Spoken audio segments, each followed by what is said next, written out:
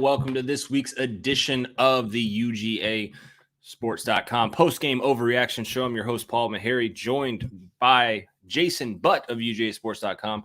Ryan Abulsi will be here in just a few minutes to take over for Jason, but we always get Jason's thoughts here in the beginning, and they're always quite fresh. And I don't know. I feel like he's holding in something for you guys. So we'll get there in just a second. But no, guys, if it's your first time watching or you're a long time watcher, we always want to know where you're watching us from. Put that in the comments. We'll shout you out on the screen here.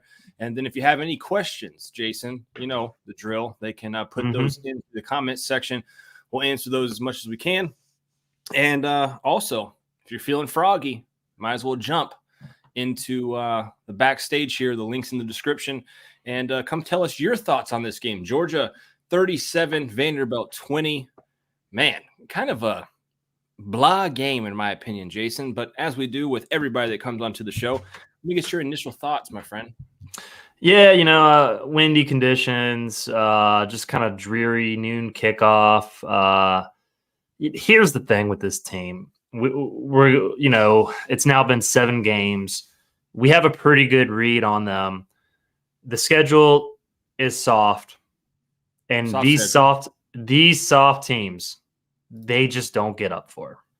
And I think we just have to accept that at this point. And yes, we can make a lot out of it. We can have the shows like this to vent when the fact that if I'm a fan, I'm sitting here going, why in the world was this even potentially a game in the fourth quarter? And even with the pick there, and it got down to 10. Even if it had gotten to 8, if the 2-point was converted, it still didn't feel like Vanderbilt was actually going to win this game or have a chance at winning this game. But I think part of it was that realization kind of in the second quarter when or even the third quarter, I should say, with that long drive where Vanderbilt was just so intent on not giving up big plays through the air. It was kind of then when it was just like, look, this team is not that team this year. That they can still win a title. Don't get me wrong. I'm not saying that. They're not that team that's going to go blow out everybody and just take care of the down teams. They play down to the down teams, but I think the positive, you still look at last week, the one ranked team they've played this year, absolutely curb stomped them. So I think that's just they are who they are. They're still one of the top 4, top 5 teams in the country. They'll probably stay number 1. But you're not going to get those kind of wins that we saw last year for the remainder of the season. I don't think it's that type of team. Still have everything to play for. Still feel good about this team as the second half of the season starts after next week. We've got a special guest in the background, Jason. If you've been following along with the show, yeah, what's up lately? James looks like he had his baby. Yes, sir. How's the little one doing, man? She's good. She fell asleep during the game, but it was Vandy, so can't hold her to that. Hey, I'm not going to lie to you. I kind of fell asleep too, James. So even grown adults do, that was a game to fall asleep to. But congrats. Looks like a healthy child. Yeah, definitely. Everyone's doing well. She's got her little Georgia onesie on, so we're all ready to rock. Nice. What mom's doing great? She's doing great. Awesome. What's your thoughts on this game, man? 37-20. I think it could have gone 47-5, or it could have been a little closer. Just how the ball kind of bounced on this one. It was weird. Yeah, I mean, I don't think there's much that anyone can really take from the game or will want to take. It's Vandy. I'm just so excited that we're done with this part of our schedule. Yeah. And now it's nut crunching time now, and we got good games. The only things that, I could really see is the trend is the DBs, they're so locked down man-to-man, but they do get lost a little bit on zone, which, I trust Kirby to figure that out. And then the only, it's been a big bummer watching Arian Smith this year. I really thought, this is the year that, 20 catches. I always comped him to, Anthony Schwartz from Auburn, getting to the league, running that deep ball.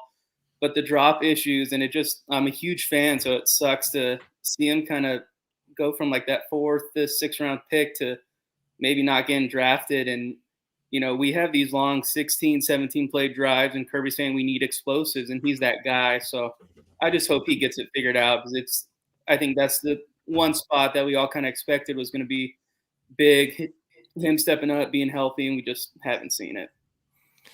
Yeah, the Arian Smith, I don't want to say that it's over at Georgia, right? The Arian Smith experience, but it's getting close. I mean, he's not out there very often, and when he is out there, Tristan here says he's a one route receiver. Unfortunately, he runs that deep ball, and then he doesn't catch it right there, and it's just like, man, and you feel for him, right? Because he's had injuries. You know, he's a good football player, obviously. But it's just one of those things where you look at it and you go, man, is this all he can do? Because he's not out there for much more plays than that, you know. So when he doesn't get his opportunity to catch the ball there, which looked like a pretty decent, pass, Jason. Yeah. What do you do? Yeah, it's disappointing. I'm with James on this. I really thought Arian Smith would kind of emerge into a much bigger part of this offense than what we've seen.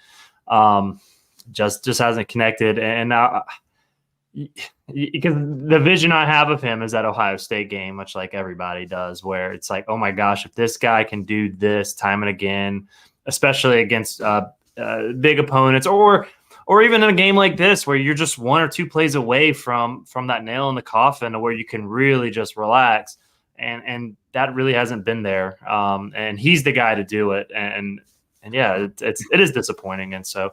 Maybe the bye they can get his head straight and perhaps with some of these bigger games, Florida, Tennessee, Ole Miss, perhaps he'll have his chance to really make his presence felt. Defensively, James, feel pretty confident.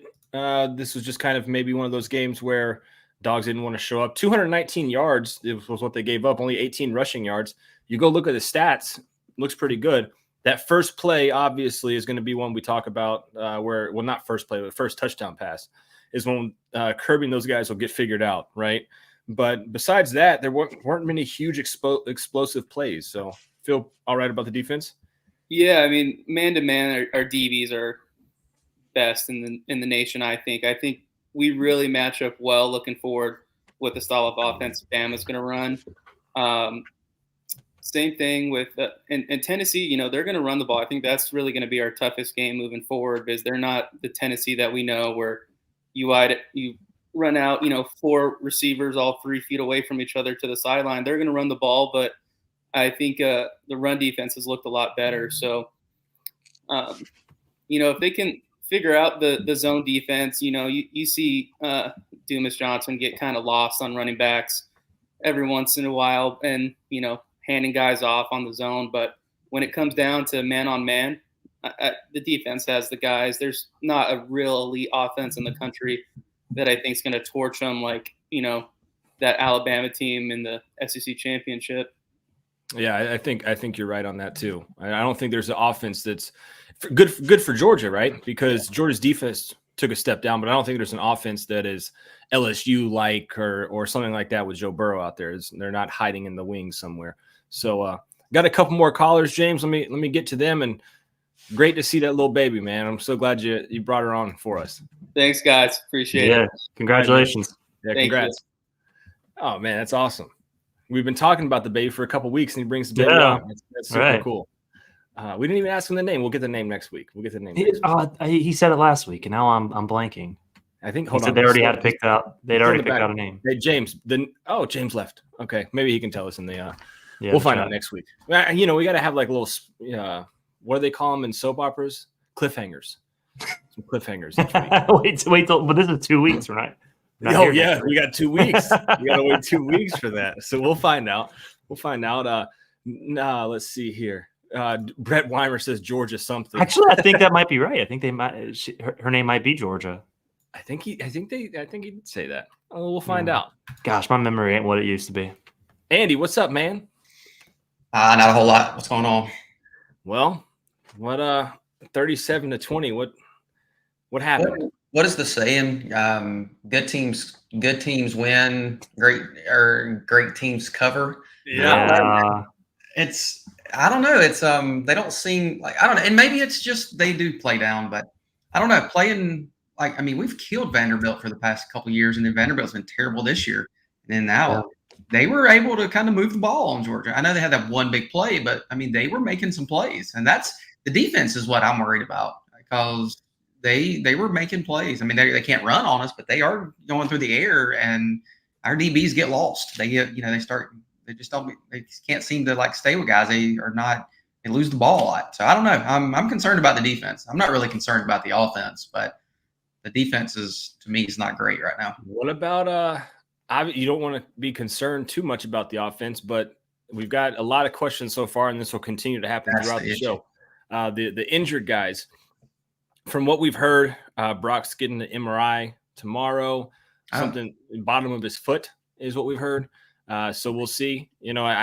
I think it's not as big of a deal as you would think, but who knows?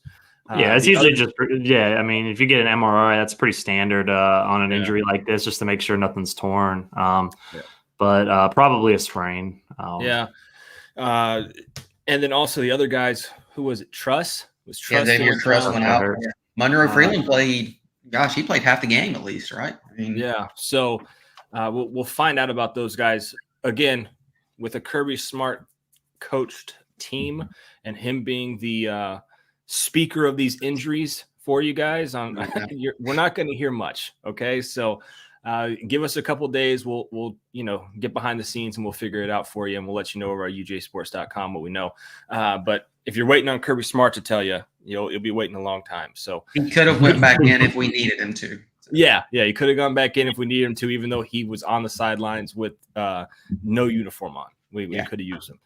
Kendall Milton's another one that we that's sad. Yeah, he got going, Jason, and then what happened? Yeah, man, and I've been down on Kendall Milton, as y'all know, and obviously he started the year not 100%, and then last week you saw him show why he was the guy coming out of high school that people thought, that people expected him to be, and then he gets hurt, and you just you hated for him because it seemed like just when he was going to turn the corner. I mean that before the game got weird in the second half, I thought that I think it was a 28-yard run down to the 1-yard line was one of the biggest plays of the game because that helped set up the touchdown, and it really seemed like that helped get Georgia over that early funk that they were in from the first two possessions on starting on defense, then on offense. Kendall Milton breaking off that run was tremendous, and then he doesn't play in the second half. You hate it for him, but at least you got Dejan Edwards, man. He's been for a team that the numbers look a lot different. Will look a lot different from how the game actually went in terms of being able to run the ball. Because of Dejan's big run and then Cash Jones adding 60 or 57 yards. 57-yard run at the end of the game, So the rushing attack the numbers look a lot better than how they actually performed. But Dejan clutch run there, so at least they still have him. But they really can't afford to be in a position again where they're down Milton and then Dejan gets hurt too. So you almost gotta put Dejan in some bubble wrap over the next couple of weeks going into Florida. Yeah, because Kendall Milton, he had a 10.6 average, and his long was 28. But take that away, he's still averaging over 5 or 6. I mean, that's and he's running he was running through people. I think he finally figured out, okay, I'm not that scat back speedster run left and right. Let me just run straight, and he's running guys over. And then that's too bad that he got hurt because I thought he was going to be a big part of it going forward. But I mean, have they said anything else on him? I mean, no, I haven't heard anything else on Kendall, but. He looked good. He looked really good when he was out there. And, Jeff from Georgia says X-rays were negative per Smart on Bowers. Yeah, they did X-rays at the stadium, but they'll be doing an MRI on Monday. So a little different than X-rays there. So OU Herschel Walker. Man, this guy's everywhere. He says he had some rough spots today, but this game will help Freeling down the road. Yeah. Speaking of, guys, I'm curious, right? Let's say Truss isn't back by Florida. Is Freeling the guy? Because all offseason, we kind of talked about Austin Blasky being that jack of all trades guy. Where was he? Yeah, good question. But the fact that Freeling came in, I would think that he's the guy. I mean, they'll open it up to competition and all that. And the bye week is a self-evaluation week, and so the first couple days of practice coming up, they're not going to be looking at any Florida film. Really, for a lot of the week, the players won't. But obviously they'll have QC guys doing an analyst breaking down stuff to prepare them for the week after. But players and on-field coaches, they're going to be doing a lot of like kind of like good on good self-evaluation, seeing where they can improve guys, seeing if there's any changes that they can make in personnel. And so Freeling, I would think, would be the guy right now. But yeah, I mean, don't count out anybody. I mean, I think you're going to get a full week of evaluation. I would say if there was a game next week, the odds on Freeling being the guy would be a lot stronger. But the fact that there is a bye week and it is going to be one of those evaluation weeks, I wouldn't submit it, and I don't know, etch it in stone. I don't know what I'm trying to say. I wouldn't say that's definitively the case at this time. You wouldn't Sharpie it on the board. Well, there you go. I wouldn't Sharpie it. Did you see OU Herschel Walker's comment about Mims will be back? I don't know if he saw what Rody had posted on the board. Roddy insinuated, that maybe Mims doesn't come back. So I don't know. I don't know. I don't know. He may not. Chase Langford with the comment of the show so far. He said he played football today with the Drake curse, a solar eclipse mid-game, and played football in a construction zone. Weird football game today, guys. Did y'all see the solar eclipse? Not hell. I saw the clip on television where it was like slowly going. Well, so I all of a sudden, I was watching the game, and then all of a sudden it kind of got dark here at my house, and then it brought. You could see it. Oh, wow. Yeah. I didn't see it. I live like a vampire. I had the shades shut. Gotcha. Yeah, I don't touch outside, Andy. Stay away from all those outdoor activities. Yeah. But no, he's right though. He's right. What's up with this? Man, this Drake curse. Oh, dude, I hate it. I hate it because I hate Drake. I'm a hater. I used to love him. I used to like him. I think he's a total clown now. Are you a Swiftie? Yeah, I like Taylor Swift. Yeah, there's nothing wrong with her. Boy. Nothing wrong with it. Nothing wrong. All right. Look. It's because first of all, the bandwagon thing I can't get behind. What college has he not repped at this point? What team has he not repped at this point? Like, just stick to the Raptors. Call it a day. Don't need to be putting Georgia gear on. Don't be a clown. Don't be that guy. It's like Ric Flair. Ric Flair goes to everywhere that'll give him some money. He'll wear any color, any jersey. South Carolina. Yeah, it's the same thing. I mean, he's been a Michigan fan, a South Carolina fan, a Florida fan, a Georgia fan. I mean, my vision of Drake is wheelchair Jimmy from Degrassi. I don't know. Yes, I watched. That is the first time I've ever seen Drake. Yeah, that to me is Drake, like wheelchair Jimmy. Like, get out of here. Get out of here. Hey, did you guys see this though? Our locker. OU Herschel Walker says our locker room was a wedding tent. Did you guys see that? Yes. Oh my gosh. DJ Shock. I didn't see that. I wasn't paying attention to that. Look it up on Twitter, Jason. It is a tent. That it was the locker room. Like, no lie, straight up tent.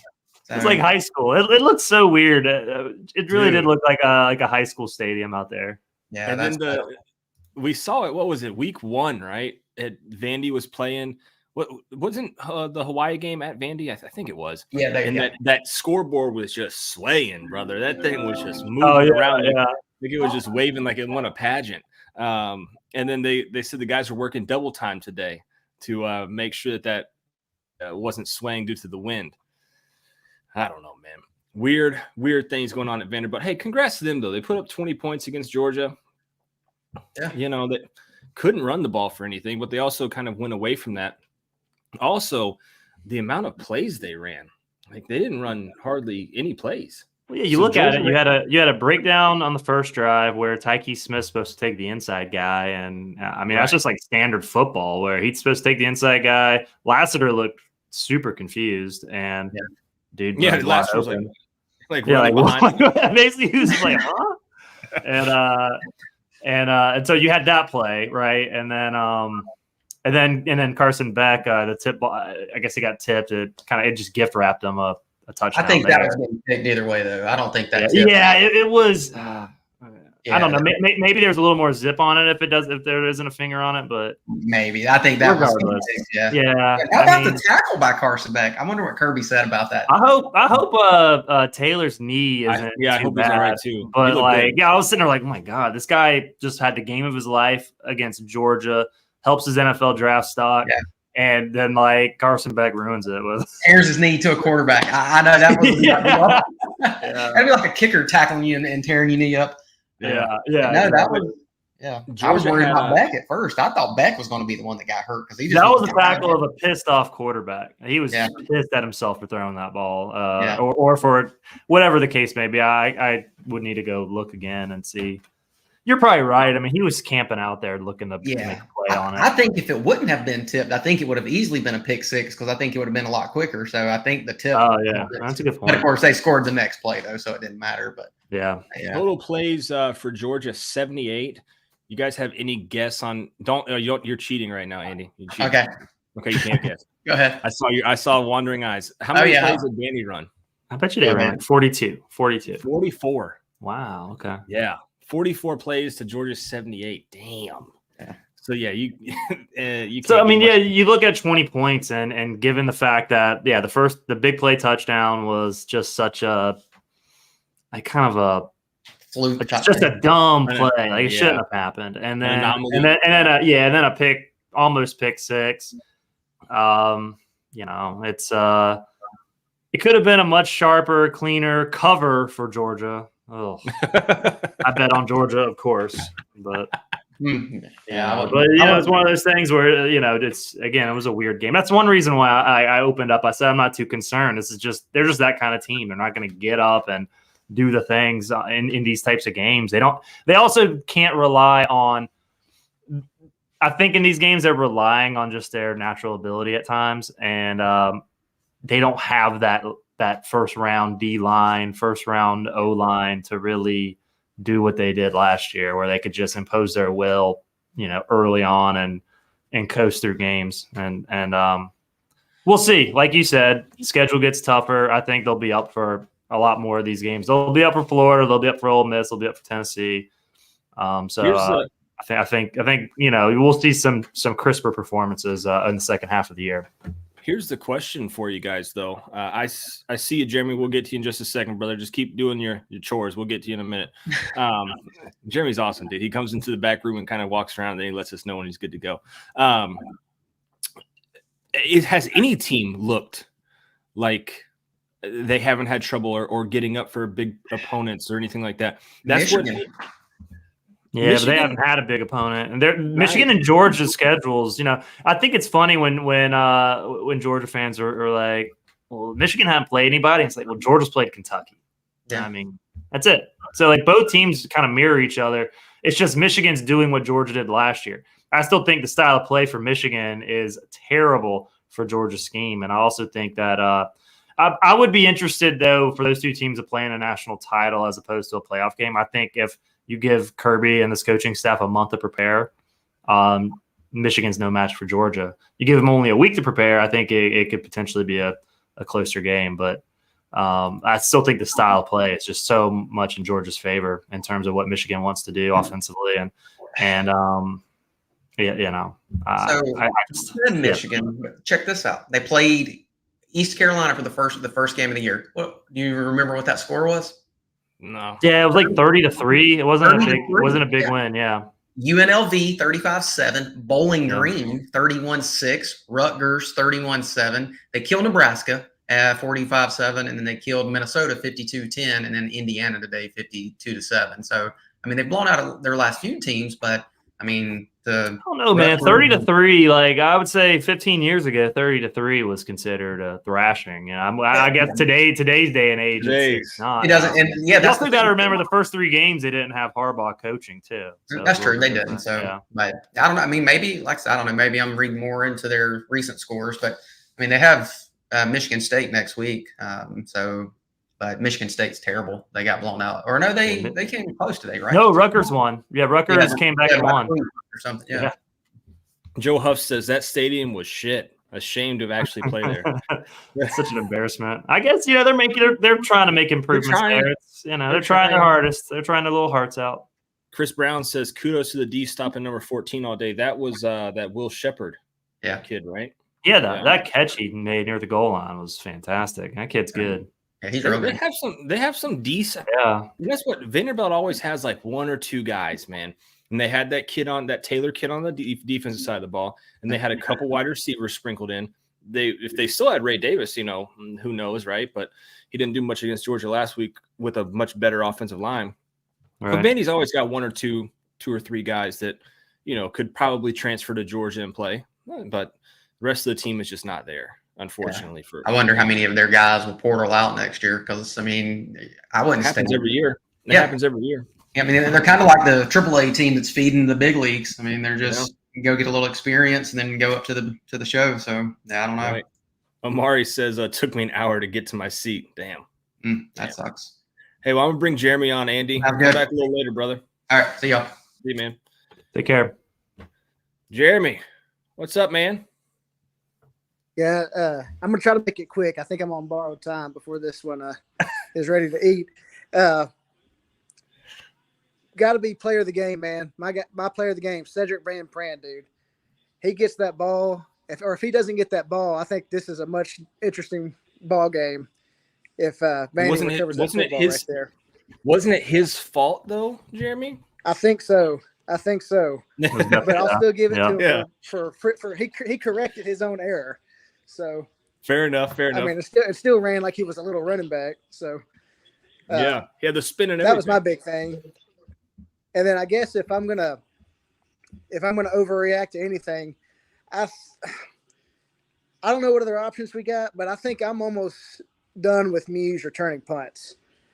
I'd rather have McConkey back there, but I also understand, he just came back from an injury, so you may not really want to put him back there to risk further injury. But I don't know who else you got as an option. But I think on him drop kicks. On the broadcast, I think they mentioned that the coaching staff wants McConkey back there, coming from their interviews during the week. So I think it's possible after the bye, maybe you see McConkey back there catching punts. Yeah, I'm with you. He's fumbled two weeks in a. I think 2 weeks in a row he's now fumbled. He's lucky he got this one back today. Yeah, and I think it's been 3 total now that he's fumbled. Yeah, he's fumbled 3. He lost the one. Right. And then back. I know the announcers, man, giving him praise on him going to make that tackle. I was like, well, but of course, dude, you make a dumb throw, you're going to go haul ass to try to fix it. Go lay his ass out. Right. I mean, that's what I would have done. I mean, and thank God, he made the play. I mean, it ended up being worthless because they scored the next play, but at least you put in the effort to go, knock him out and try to correct the mistake. But I don't know, the way this game, I'll try to calm down. This one's gotten me a little more fired up more than anything than some of these other games have. Really?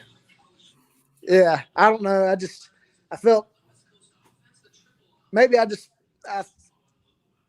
going off last week's game, I was hoping they would do more what like Brent said last week.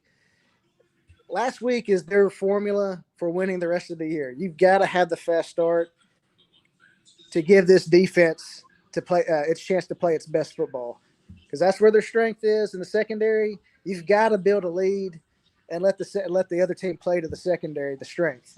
I mean, that's what Brent went over, and honestly, I think he couldn't have hit the nail on the head any more than he did last week. If Georgia's going to go far at all this year, that's what they've got to do. They've got to get these fast starts going and let the defense, pin their ears back and go after the other team. Yeah. I mean, 7-7 after the first quarter, I don't think was on anybody's bingo card, Jeremy. No, and I'll get, granted, it wasn't like the slow start that was, at Auburn or South Carolina, but yeah, still not the start I was kind of hoping on that they would build off of after last weekend. Right.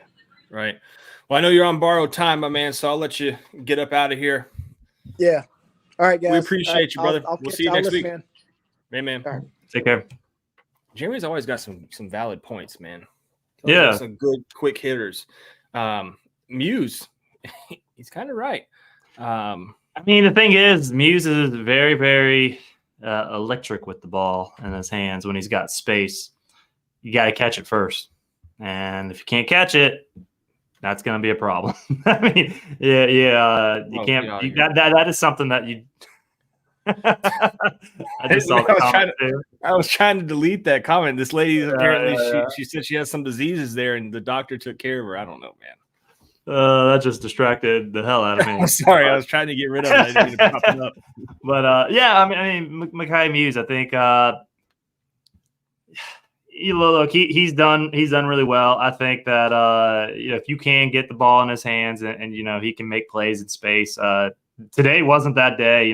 Special teams really didn't work out for him. He had the 3-yard loss. Trying to get a quick ball to him.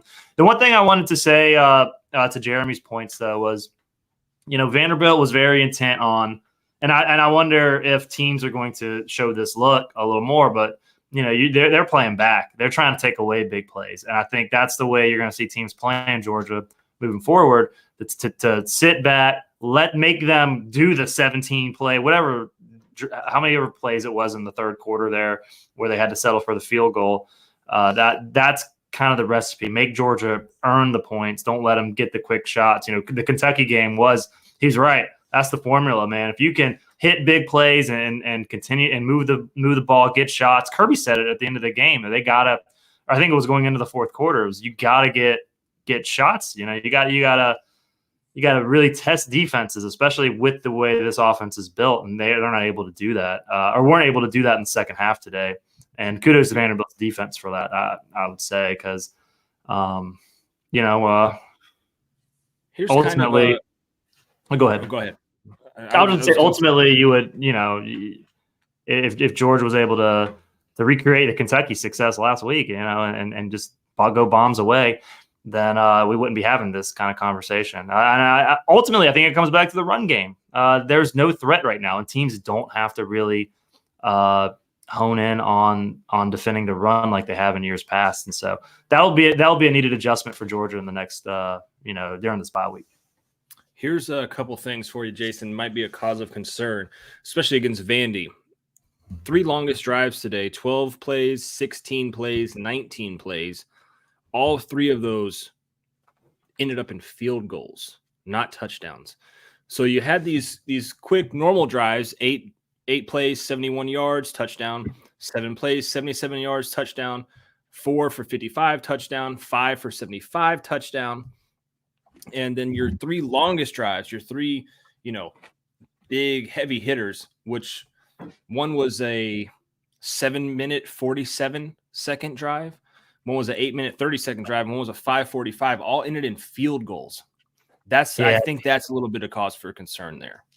Yeah, you gotta convert touchdowns. Kirby said that too in the in-game broadcast, or it might have been right after the game. It's when he said that to Tiffany Blackman.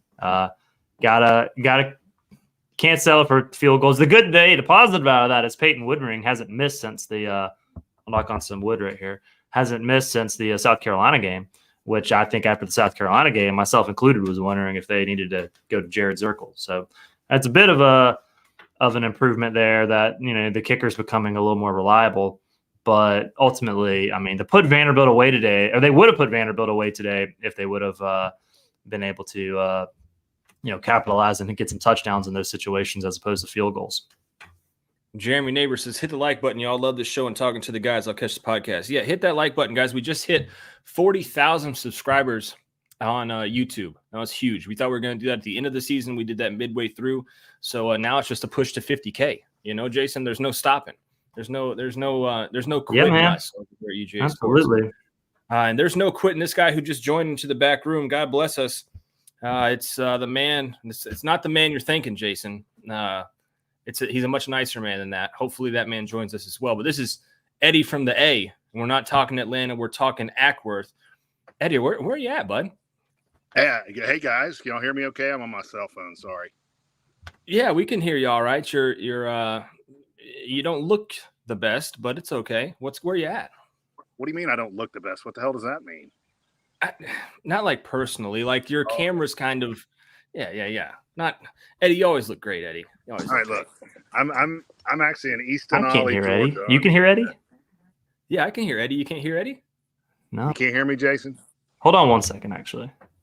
How can you not hear him, but you can hear me? That's bizarre. I know. How about now, Jason? I got you. All right. So I'm standing on 200 acres in Easton Ollie, Georgia. You ever heard of that place? It's about this big. It sounds made up. It's not. It's right outside of Toccoa, which is not made up. So there you go. I've heard of Toccoa. Yeah, I figured you had. So my mother-in-law, we celebrated her 80th birthday today, so we came out here. So little respite. So I had to watch the game on my phone for most of the game, but it was fine. It was all right. Yeah. I mean, that's not one you sit down with a big screen and you remember forever. I mean, that was just kind of yeah. Right. You kind of want to watch it and just be done with it, right? Yeah, pretty much, and get out of there injury free, and that didn't happen. That was not pretty what we saw, but sounds like 19 is going to be okay, huh? Have y'all heard any further updates? We have. We'll hear some more when Rody joins us. I'm sure he's got something up his sleeve, but until then, I haven't heard anything. But what about Vandy hanging 20 on your defense, Eddie? Well, Vandy hung 20 on our offense, to be honest with you. Oh, that's what happened, right? I like that. I mean, you fumble the ball, you throw a bad pick. I mean, and I'm not gonna lay that at the defense's feet. I mean, that's just terrible on offense. That was awful. And really, we should have had another fumble. And thank goodness SVP grabs the ball and acts like a fullback there and gets us a first down. Otherwise, it'd be another one. So you're the second person. Jeremy Neighbors just said it too. It was SVP's fault though. The ball was on the ground. Well, So how do you know made that? a good play. I mean, it could have been Beck pulling out too soon. I mean, we don't know that. So, right? The ball was like literally Oh, on that the ball, ground. I don't know, man. That ball looked like it just kind of. You were watching on your phone, Yeah. Eddie. You were watching on your phone. You couldn't see. It didn't look. Well, I Yeah, didn't zoom it in never on- even made it To to be back. fair, yeah, I didn't zoom in on SVP's crotch on my phone. So there you go. I'm probably wrong. You know, you probably should have. Probably should have. Maybe I should have. But hey, it was ugly, sloppy, and hey, that game was not over. Unfortunately, it was 30 to 20 with like 6 minutes to go, and they were going for 2 to make it a 1-score game. So I mean that game was in question. Now, did I think Georgia was going to lose? No, but it was sloppy. It was gross. It was injury ridden. It was just not good. And I'm concerned about the offensive line more than anything. It seemed like Beck had a lot of pressure in his face today, and he hasn't had that. And I don't understand why that was happening. And again, guys are wide open when they're running pass plays, especially that slant they ran to begin the game. I mean, they're wide open. What's going on with that? And I'm tired of hearing it's because we don't have Jalen Carter and Jordan Davis. We know we don't have those guys anymore. It's time to move on. Yeah, to explain that play, it was Tyke Smith took the wrong guy. He's supposed to take the guy going in, and so it was just simple. It was just like a snap decision gone wrong, and it left in Kamari. We were talking about earlier. Kamari Lassiter looked so confused. So I mean, it's one of those things where better that happens against Vanderbilt in a game where you really didn't have to worry about it, because that's against better teams. Obviously, that if this happens against Tennessee or Ole Miss, who knows? I mean, you don't want to have those kind of miscues, mishaps, against opponents like that compared to Vanderbilt. And those were simple and correctable. And you could see Kirby talking up Tyke on the sideline, kind of saying, "Hey, look, you're the inside guy. Take the inside route." Yeah, I got a question for you guys. If that pick off happens on the other side of the field, is Beck laying in with his right shoulder to make that play? I hope not, because that was his left shoulder. He did that play. yeah. I don't know. I think probably yeah. I think he wanted to tackle his ass. So he looked pissed. He looked pissed that he did that. He blew that kid up. He blew that kid up. That was amazing. Yeah, it wasn't the best for that Taylor kid, but I hope he's all right. He was a hell of a player. He looked really good. So, Eddie, I'm gonna bring Rody in, man. Your camera's freezing and it's creeping me out completely. So I'll see you tomorrow night, though. Thank you, boy. See ya. Yep, take care, Eddie.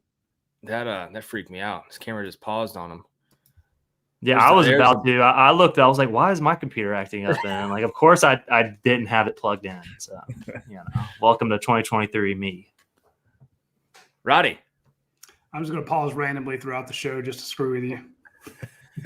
I can't wait because Eddie goes back and watches a lot of our Sunday shows, and he because he just a weirdo like that. I can't wait till he comes back and watches this and just sees himself pause there for a couple seconds.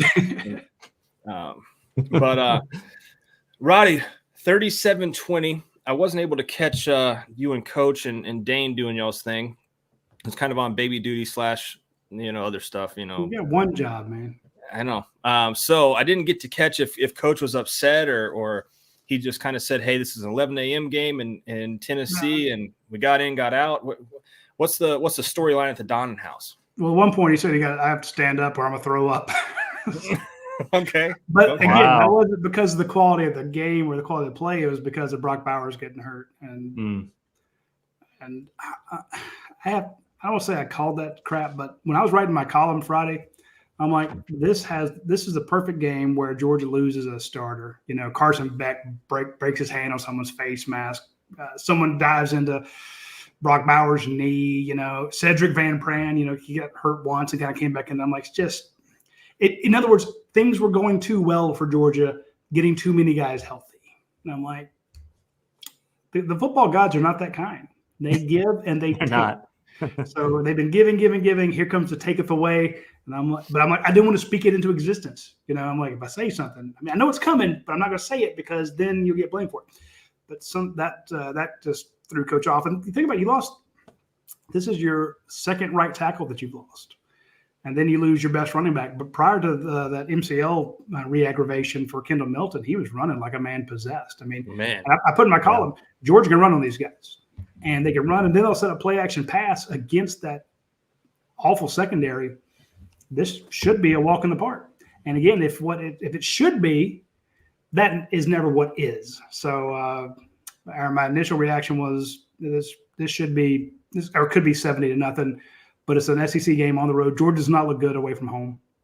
You know, we've only seen a couple of examples, and again, the turnovers, you know, and here's the thing, you're not going to change anything. You're not going to take Carson Beck out, but to your point, a pick, you know, that wasn't good. The sack fumble wasn't good. And then Cedric Van Pran leaving the ball on the ground before he snapped.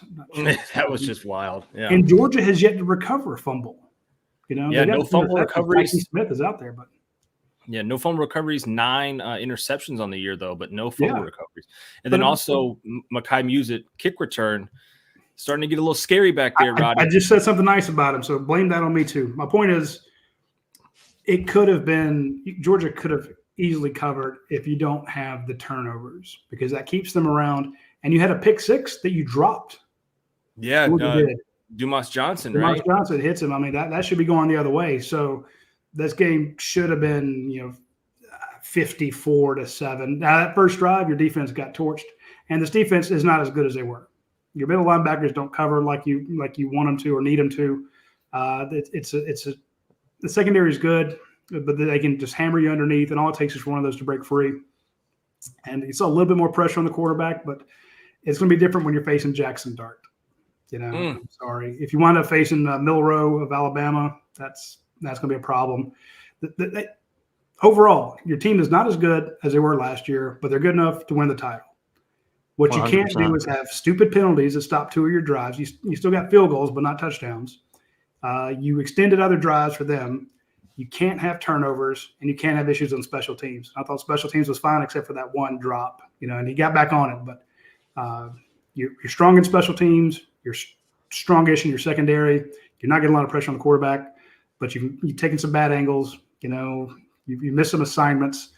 You're doing enough stupid stuff talent-wise, you're head and shoulders above everybody, even though you're not as good as you were before. But Georgia is making things harder on Georgia. I didn't think Vandy came out and whipped their ass or anything, And again, you still won by 17 on the road, but it shouldn't have been that close because of what you did. So there's a lot to be positive about and a lot of stuff to be concerned about because against a better team who can actually do some things that could make you nervous, bodes ill. The one thing I come back to is that, given the one ranked team Georgia's played this year, they got completely up for and just smoked Kentucky. And for whatever reason, this team just doesn't get up and they make the mistakes and the miscues against these teams that don't have the talent and don't match up. And I don't know. The part of me that looks back at the Kentucky game makes me think that when it comes to Florida, Tennessee, Ole Miss, that they'll be fine, that they'll be up, they'll be coached up, they'll be prepared. You won't see the kind of mental mistakes. You won't see Tyke Smith taking the wrong guy or that early in a game on in that position in a base. Yeah, exactly. And so that's the one thing. I don't know. Last week really made me feel that this team could still accomplish everything it set out to do. But Jason, that's my point. Yeah. I mean, but that's what they're capable of. Right. So when everybody hits on what they're supposed to do, that's the team. That is Georgia can be that, and Georgia can be the team that's trailing 14-3 against the South Carolina squad. Yeah. I also think that Georgia does. Right, but I also think like we say all this, then it gets to Georgia Tech, and then you're all of a sudden you're in a late third quarter because that's not a team that should be competing with Georgia. It's just that's the team this year. That's the type of team we know. We've seen it through 7 games. They're going to play down to opponents, but when it comes to a high quality opponent and a good team, they showed they can get up and rise to the occasion. So, and then like you said, and we've said it earlier too, they got the talent on this team. They don't have the first round type of Jalen Carter, Jordan Davis type from the last 3 years, but on the defensive line, they still got really good guys who can get the job done and can make things difficult, in those big moment games. I'm with you there. We look at the passes that were dropped. I mean, those change the whole trajectory of the game. Catch those against in Knoxville. That game's a lot more comfortable. Right. Also, Beck missed on some of those throws. But last week he hit on all of them. Was best passing game of the year. So again, that's his capability. Those guys are open. You've shown that you can make that pass. You show those guys can catch it. Would like to see Dominic Lovett actually break a tackle. That would be fun to see. He seems easily tackled. See him break one. Damn. But then with 4 or 5 guys not doing what they should. In fact, remember you had 2 freshman tackles out there today. 2 freshmen. I mean, your growth going forward looks pretty damn good if those 2 guys can go on the road and win for you. But if somebody's not doing it, somebody else steps up. So when Georgia needed a response in their next to last drive, 5 straight handoffs to Dejan Edwards? Yeah. Run the length of the field. I'm like, okay, well, you got that in your bag of tricks. And that's, again, without Kendall Milton because he's banged up, without, Brock Bowers. I thought Oscar Delp, I thought he missed him a couple blocks, but then he has a big catch, and you send Lawson Lucky out there and only his second game of his career to take over for Brock Bowers. Damn, that's a tall order. Yeah. So, again, if you can be healthy, don't lose 3 starters in a game. And, I mean, you lost 3 starters in a game and you won by 17. Again, it's a crappy Vandy team, but it's a well-coached team. They don't make a lot of mistakes. And, in other words, you can be glass half full, glass half empty either way. And I think that the liquid's still pouring. I'm not sure exactly what you're going to get until, like you said, against Kentucky, they hit on all cylinders. Maybe they were more up for it. I don't know if that's it. But at least they didn't.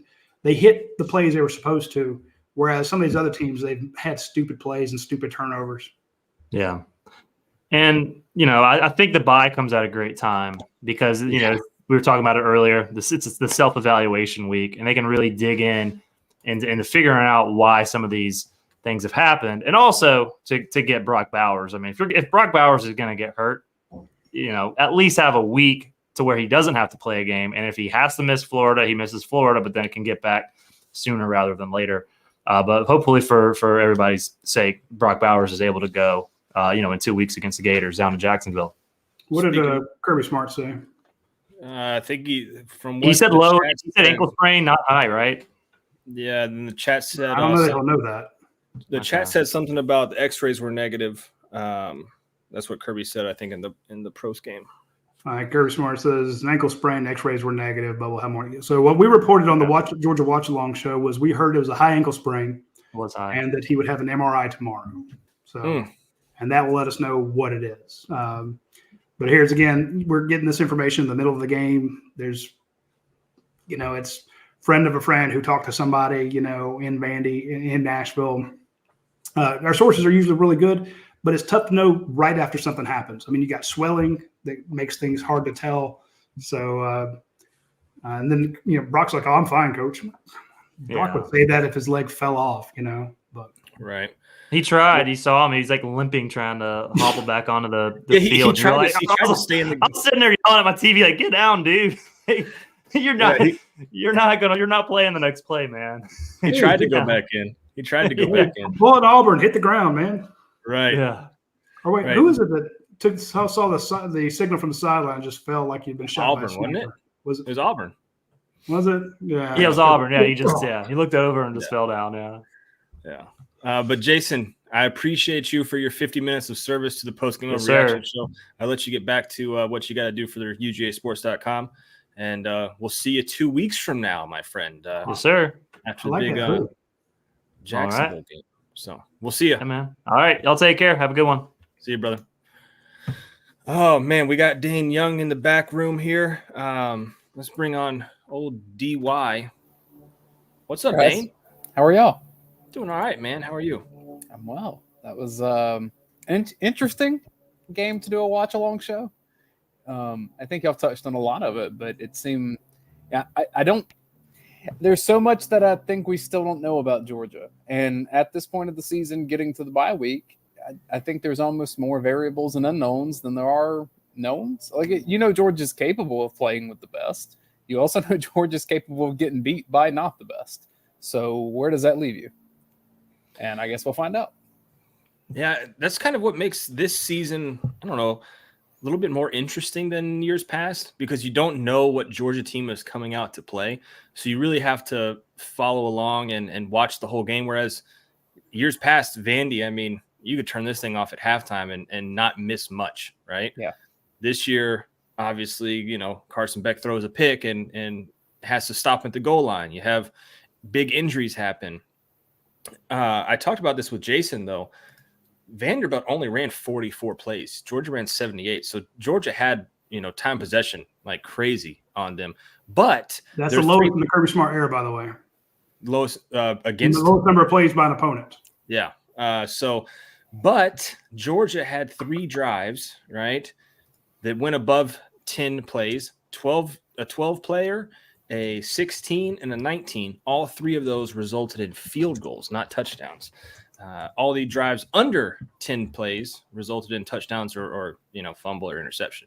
But to that end, your player of the game is Peyton Woodring because if he didn't have a good day, then this feels pretty darn close. If Bowers is out, you start looking at who on Georgia's offense scares a defensive coordinator. Like Bowers is obviously the answer number 1 always, and throw it to him when he's not open because he's open.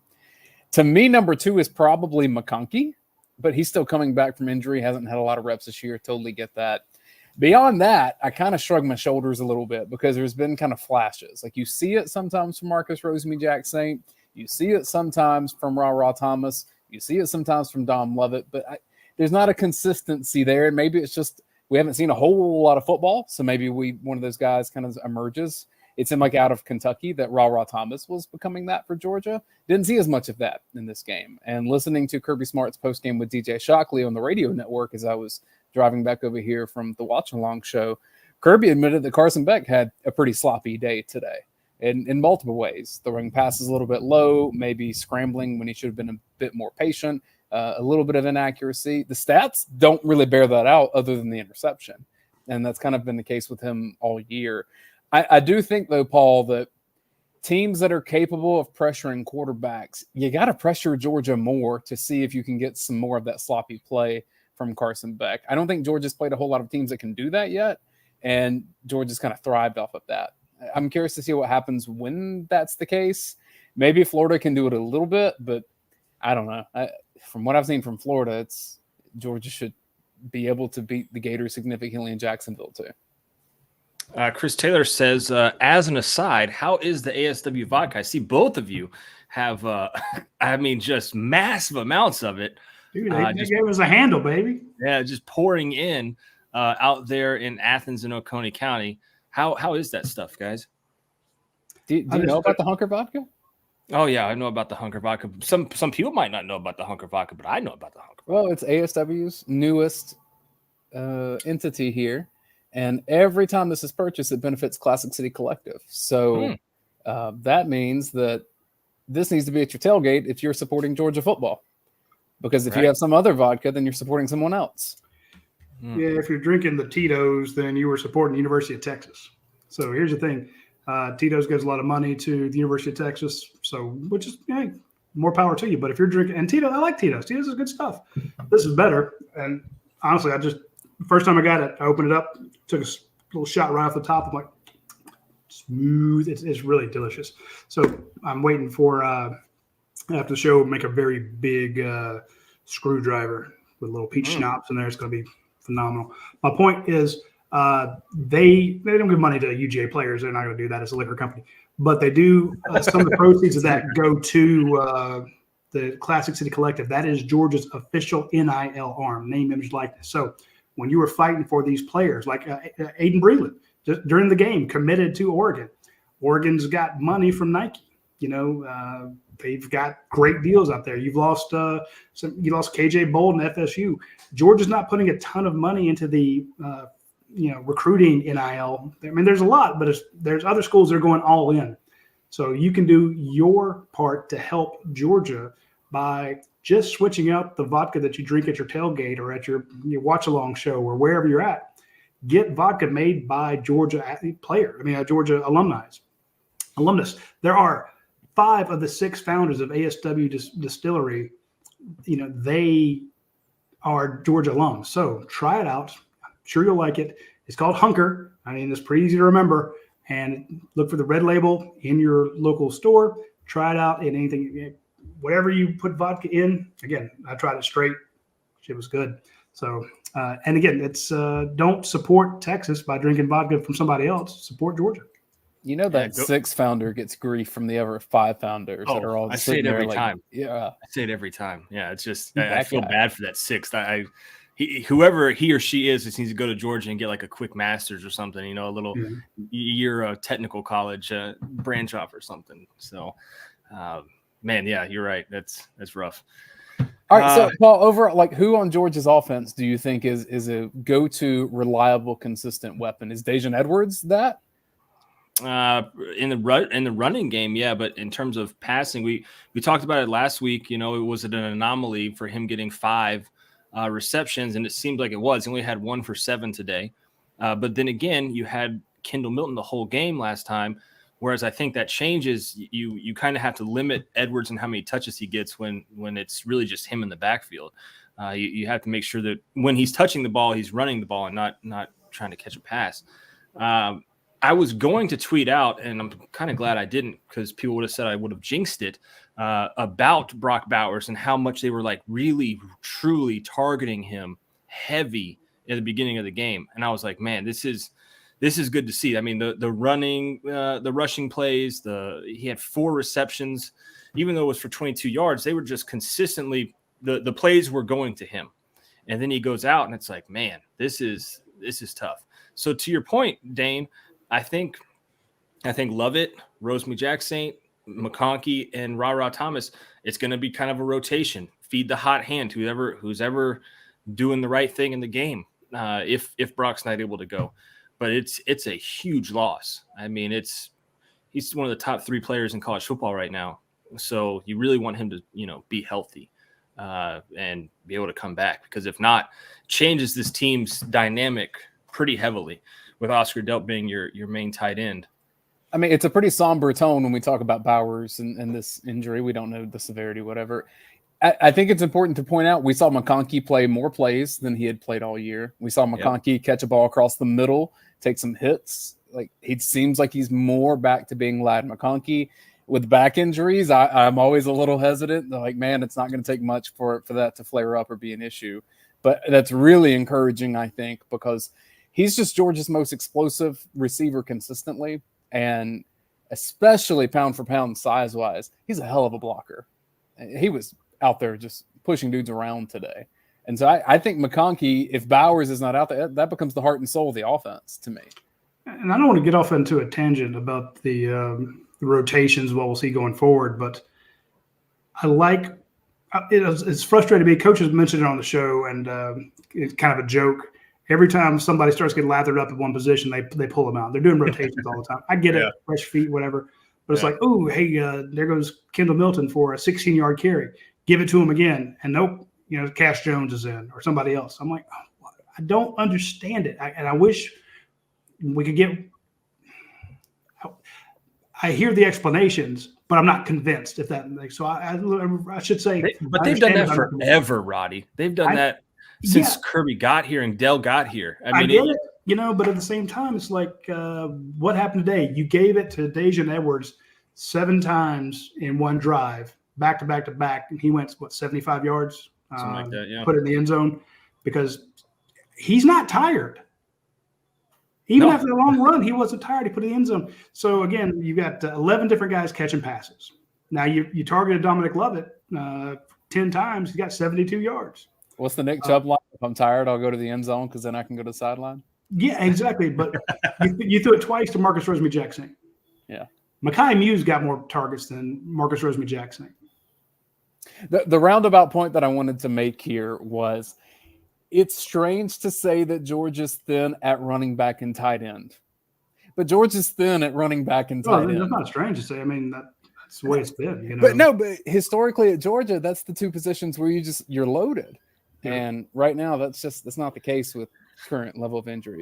Well, you lost your 2 freshmen right off the bat. You know, before the season started, so you didn't have Pierce and Lawson out there. And then Darnell moves off. So you've been every time you're 12 personnel, it's the same 2 guys. You haven't even had the luxury of rotating those, but you're rotating your backs constantly and your wide receivers constantly. And I get it. You're 7-0. Who am I to second guess it? But I'm just thinking as it gets tougher and, you know, as you get Ladd McConkey back, I think, and we've seen this in the SEC games, they've been condensing the carries and condensing some of the runs. I expected him to do it more. I expected to see more condensation, if you will, to the backs. You know, Milton, Edwards, Pound, and then Dylan Bell. You know, and then Dominic Lovett, Ladd McConkey, Marcus Rosemary-Jackson. And again, not taking anything away from anybody else, but just torch him. And again, you went to Arian Smith, and it went through his hands. So maybe you're not comfortable there. Paul Duringer says, "Hey guys, stop talking about offense. We need to talk about defense. Damn it, we gave up a 4th and long to Vandy."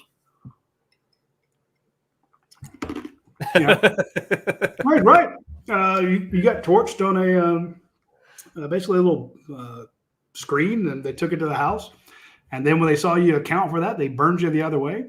It's a cat and mouse game, goes back and forth. You got the inside slant for a touchdown. To be fair, though, your offense kind of gave them the ball a couple times. So, hey, don't give them those fields. But no, that's that initial drive, 75 yards for a touchdown.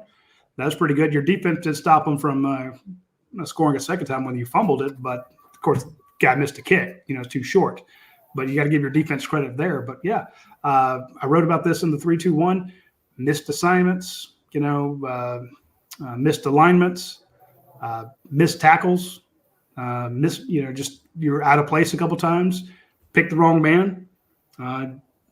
Your defense isn't as good. They're just not.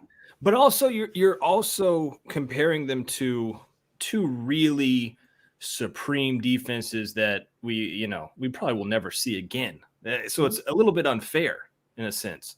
Perform from a performance standpoint, yes, but from an assignment standpoint, no. Sure, yeah. From an assignment standpoint, yeah, you got it. You're right. But like just from an absolute, you look at that team from 2 years ago and how many guys are in the league from that team and playing really good ball in the league, it's tough. I know we've got the stats up right here.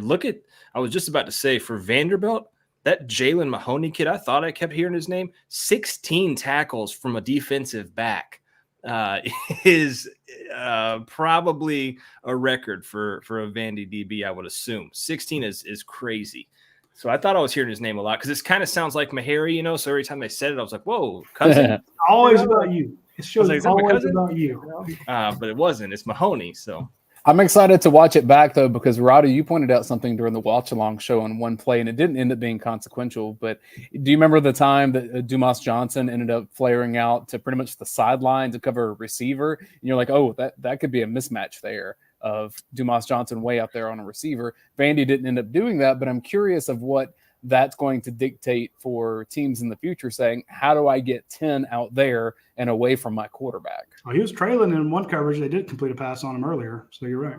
And I'm not just that in particular, but I thought Vandy did a good job of getting some mismatches on Georgia's defense. And so how does that build for whatever Florida is going to do, whatever Ole Miss is going to do? Yeah. No, it could. But at the same time, I think they're playing like a zone there. You'll have to go back and watch it. And they just ran the right route to, free up the top and get him into the sideline. So Goat Dog says, I wish I watched this last year when we played KSU, Miz, and Kentucky. Ugly wins split a fan base in a wild way. That's why we do the show, Goat Dog. We're here to be devil's advocate. It's 100% why we're here, brother. So glad you're joining us now. Those guys got damn sideways, baby. Those yeah. Well, the other thing I go back to is Kirby Smart after the Auburn game just saying, I tell you all the time, it's hard to win on the road in the SEC. And usually Vandy doesn't get included in that. But in a weird way, like Vandy at 11 a.m. local time, just all the different weird factors there. Like Georgia had to rely only on internal motivation because that was just a strange football environment. Weather was supposed to be weird. It ended up being okay. You can say all these things, but like for 18, 20-year-olds, they're not professionals yet, and some of them won't be professionals at this particular thing. This comment was an hour ago from Chase Langford, but it still is. I scrolled back up to find it. He said, you played football today with the Drake curse, a solar eclipse mid-game, and played football in a construction zone. Weird football game today, guys. Yeah, good point.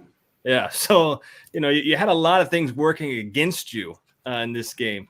And you had where they were dressed out was in a wedding tent, it looked like. So, it's – So like, why was Drake wearing a UGA? I don't know. I think it was so that I've seen it. He could put the curse on UGA. I mean, he's bounced from every team that he possibly could, and every team that he bounces to normally doesn't end up great. And your best player, after he wears your logo, goes down with an injury. So there you go. The Drake curse is very much real, very, very much real. Why is wearing Georgia? I just assume he's a front runner. That's the only thing I can think. No, yeah, he does it for everybody. He does it for the top team that's in whichever sport. He's a fan of that team. So, he just happened to start putting the Georgia gear on this time, and the Twitterverse went crazy. So. There was one of the country singers a few years back that I swear they were on College Game Day to represent like 5 different teams. Oh, I think I do remember that. Hey, get out there. Maybe he had a new album or something. He wanted to promote it and called up Game Day, and they're like, "Yeah, come on, we don't have anybody for this team." Is that a Kenny Chesney move? He's pretty hard Tennessee, right? I don't know.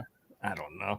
Melinda Moe says it looked like a neighborhood pickup game. It was a little off, right? We saw it. I think we made fun of it, guys, the first week when they played Hawaii. I think it was at home, and that their scoreboard was swaying in the wind, and today it was swaying in the wind. It just, I mean, I don't know how they didn't come up with something maybe to call the Titans and say, hey, can we play our games here? Maybe they were like, hey, you're not going to be able to fill the stadium, so no, we're not going to waste our time. But it didn't really look like an SEC football game. I can promise you Georgia, number one ranked team, has not had 30,000 fans watching it in quite some time. I don't disagree with Melinda because she's kind of a good point, but at the same time, we overreact here. But I'm just thinking about the fact that, you had a ball snapped that stayed on the ground. You had a sack fumble that happens. You had a bad we were talking about how dumb it was for Clark Lee to punt with 7 minutes left, and then they get basically a pick six, or almost, except for Carson Beck throwing his body into it. You have that. Georgia made this game so much tougher on themselves. That's small stuff to clean up, and then all of a sudden it's 51-7. That's where it should have been. So I'm with you, Melinda. The bad parts made it. The things you screwed up did kind of look like, okay, this is a pickup game. Hey, go long, I'm gonna hit you, and it goes through somebody's hands. Yes, or you got a crossing route in the end zone, and you throw it too far behind him or too far in front of him, and you miss it. I mean, that does look like a pickup game, but at the same time, it's like Georgia has hit that over and over and over again. I am with the people who are saying, what about some of those downfield passes? I know you can't hit them all, But how many has Carson hit deep? Last week he looked pretty good, but it just, once you start noticing it, you have that confirmation bias. And every time they throw one over 20, 25 yards and it's missed, you're like, mm-hmm. It just kind of adds to that. Yeah. You're forgetting all the ones they hit, but you remember the ones they missed, and you start to go, they can't throw deep for shit, and it's he had the one to Rosemy Jackson that was a touchdown had he not overthrown him. Right. And then he had the one to Lovett on the third down in the end zone where he just missed Lovett, and that would have been another touchdown. So you had a rah-rah. I mean, was anybody behind him? I don't think they were. No, but that was kind of more on Arian. No, Arian was completely on Arian. Yeah. But my point is, I think he was behind him. It goes through his hands. Yeah. He's still running. And then you had the rah-rah that was kind of low to the ground, but rah-rah can make a catch on that too. Yeah, you're sliding, And then there was the one where the ball was low and the guy's trying to catch it from above the ball instead of getting, dropping it underneath it. And you almost had that there's that almost interception where who's number 10 or no, number 1. He bats the ball to himself and it hits the ground. Thank God for replay. Taylor. Yeah. That was close. So I mean, there were multiple times that Carson Beck didn't have a lot of help today, and he needed it today of all days, I think. There were also some times that I thought Carson Beck got a little spooked in the pocket. And, sometimes you have to if you sense pressure coming. I'm excited to rewatch it with Brent Rollins with Film Don't Lie because there are some times that I always wonder, did he make the right decision here? And most of the time this year he has, and I've been overly critical. But, you just start to see some things that aren't quite as consistent. And, I think what you're going to see for the next 10 days at Georgia is Georgia 7-0. All the goals are still in front of them, but things haven't been as easy and smooth and pretty as most fans would like. So I think we're all just probably trying to process what that means for Georgia. But at the end of it, you survived the first half of the season, a couple tests in there, but you're undefeated. So that is a victory. I hope that's not lost in any overreaction. Right. Do you see what's waiting in the waiting room? Oh, crap. Here goes the show, guys. Yep. I don't know if I want either one of them to come on. Is this on the golf course? Oh, yeah. On the golf course. Oh, yeah. Here, let's I'm going to remove the stats real quick and add him in. Anthony. Hey, guys. Why not? Cigarette on the court. Jesus. Oh, man. Miss it. Oh, that's a pretty swing. Whoa. Used to not be a hobby, baby. That's way smoother than my golf swing. He's connecting between strokes. He found the cigarette. What are you doing, Anthony? Well, of course I found a cigarette. What are you talking about? It's kind of hard to hide it on the tee box. Right, true. This is a much better show than I can deliver. Miss Mary, yeah. Used to not be a hobby, Dave. Hey, Georgia won. Still stinks. Georgia's defense needs a lot of work, and Brock Bowers needs to get better. Go Dogs. I love you guys, man. I'm out. I got a money game. I got a money game. He didn't hit it that far, so he can come back on. He said, I got a money game. Oh, man. I'm just saying, he's only about 75 yards from the tee box, so it's not going to be a long drive. He couldn't talk a whole lot. Hey, that shot looked nice, though. That stroke looked pretty good. Yeah, Dogs 85. Where's Anthony? He's just right there, man. There he was. The cash is what he's doing. Yeah, he's about to make some money. He wouldn't know what course he's on. Yeah. Oh, where's Anthony? Like what course? Yeah, we'll find out. He'll tell us. I mean, he brags about all the damn time that like he's retired or something, and he just works at the course now to get his green fees paid. So, let's bring on the doc though. What's up, Doc? How are we doing? Doing all right, man. Are we fully overreacting here to the weirdness of what today was? Yeah, that's kind of the show. That's the whole kind of premise of this show. Yeah, it was a weird game, just because. Thank you. You kind of and you dominated for the most part, but I was the biggest thing. I was mad at myself because looking back, by the way, so the heading of what I wrote after the game, we were 0 for 11 in terms of picking Georgia to cover the spread amongst all of us. Damn. Every one of us was wrong. What did I tell you? And I missed my prop bet too. I picked 2 interceptions. Dane and I got that one.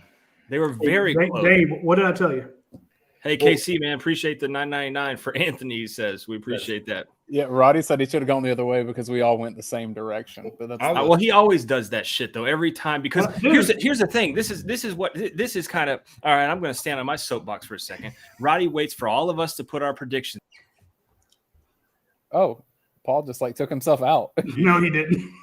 I was like, wait a second. No. Roddy waits for all. This is what happens, everybody, for the score predictions. Roddy goes, "Hey, score predictions are in the drafts. You can go put your score prediction in." Never once has Roddy put his in first because we know. I did. Right? Hey, I did 2 weeks ago. Shut up. Did you really? Yes. To show you guys how I wanted you to format it. Yeah, which is it's still not the best. But did you change the content after? No, I didn't. I was like, I'll just go. But I usually want to be sure I get everybody in there. And it wasn't like 7 weeks ago. But look, 2 weeks ago, whatever, the Auburn game. So I picked mine. And but no, it's the same thing right before the South Carolina game. Before we started the watch along show, I'm like, South Carolina's they're injured. They don't got Georgia's coming around. This is supposed to be a road paver game. Georgia's supposed to blow right past them. Home game, destroy South Carolina. And they have to do it. They're trailing 14-3. But before the show started, as we started the show, I said, I hate when everything is pointing in one direction. That's not how football works. And we did this before with like the LSU game some years ago, where like everybody picked Georgia to win, everybody picked them to cover. I'm like, if everybody's picking them to win, they're not going to win.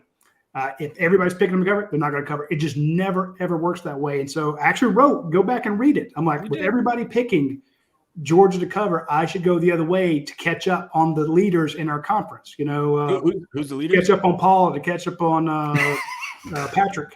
I'm like, hey, they're ahead of me. I should go the opposite way. Just because, and if we're all expecting one thing to happen, it never freaking happens that way. So, well, me and Brent hit the prop about quarterback passing attempts, and it ended up just being 1. Like it was 2.5 to see if Gunnar Stockton would get in there too, and so that didn't. Looking back, that probably was the easiest one to pick, but I thought for sure, that they would get 2 interceptions, and they were damn close. Bullard almost got that one instead. JDJ dropped 1.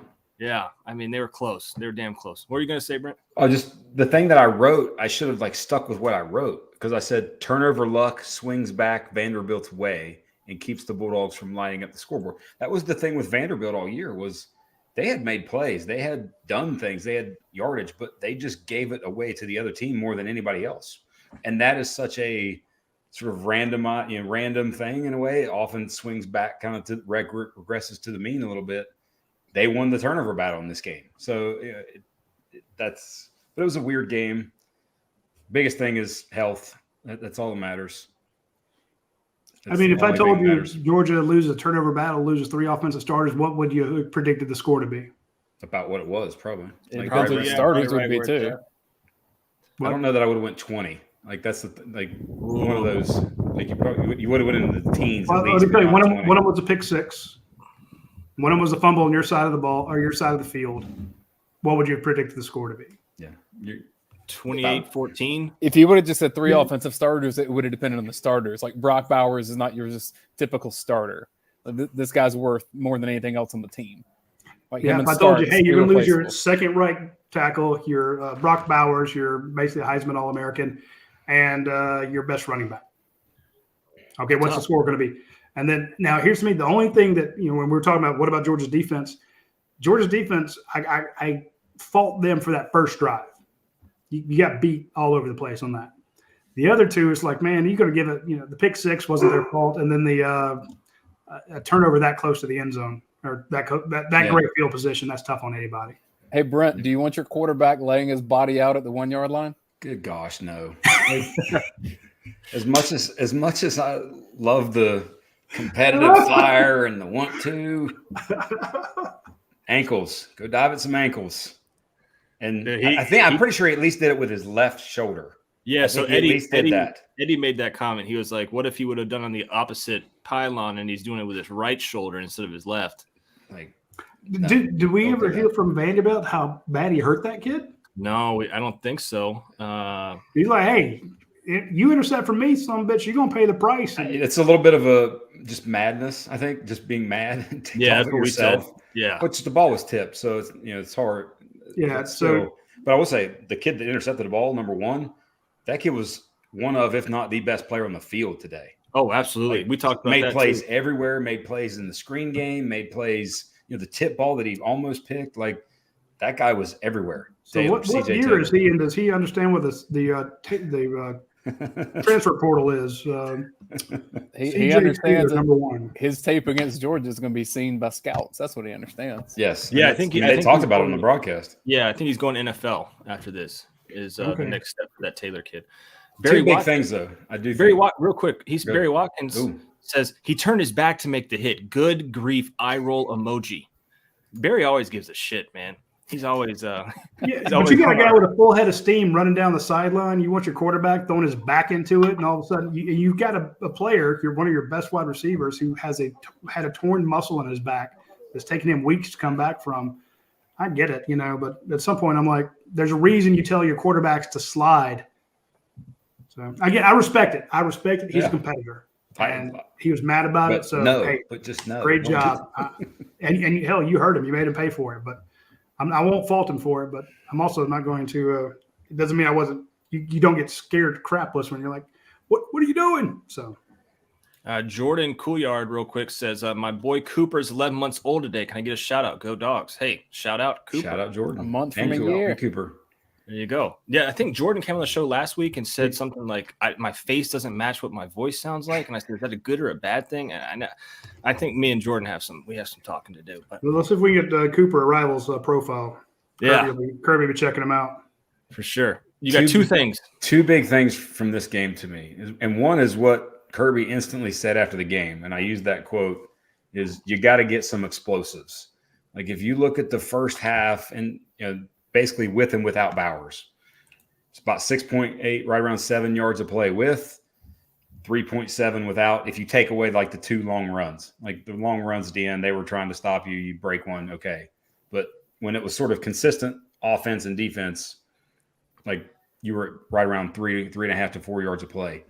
You have to be able to find explosive plays, and especially without Bowers. That's one thing. The second thing is I'm very long-term.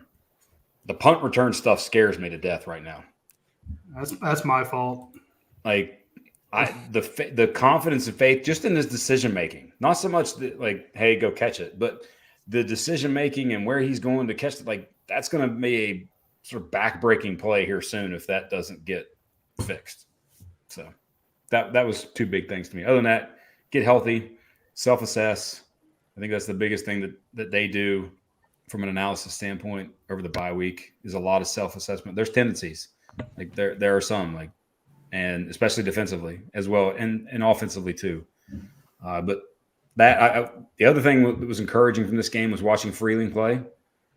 I thought he was solid. A couple pressures, I think, but he's going to grade, I think, in the 60s, which is actually kind of better than what Truss has been doing. It might be something where he becomes in the rotation, even if Mims doesn't come back, kind of thing, because he handled himself well, I thought. Don't mention Mims not coming back. You'll get yelled at. I was going to say, you kind of freaked everybody out with that report. Well, everyone's I just mentioned that, there's a possibility that he doesn't. He gets healthy and he holds himself out for the NFL. People are like, oh, no, he's got to come back. I'm like, no, he doesn't. If you're a top 10 guy and you get back with a few games left in the season, at some point it's going to enter your mind, I don't want to take a chance on getting hurt again. So I'm just going to prep for the NFL, prep for my pro day, prep for the combine. And again, I'm not saying he will. I don't know. I don't even know if he's made a decision one way or the other.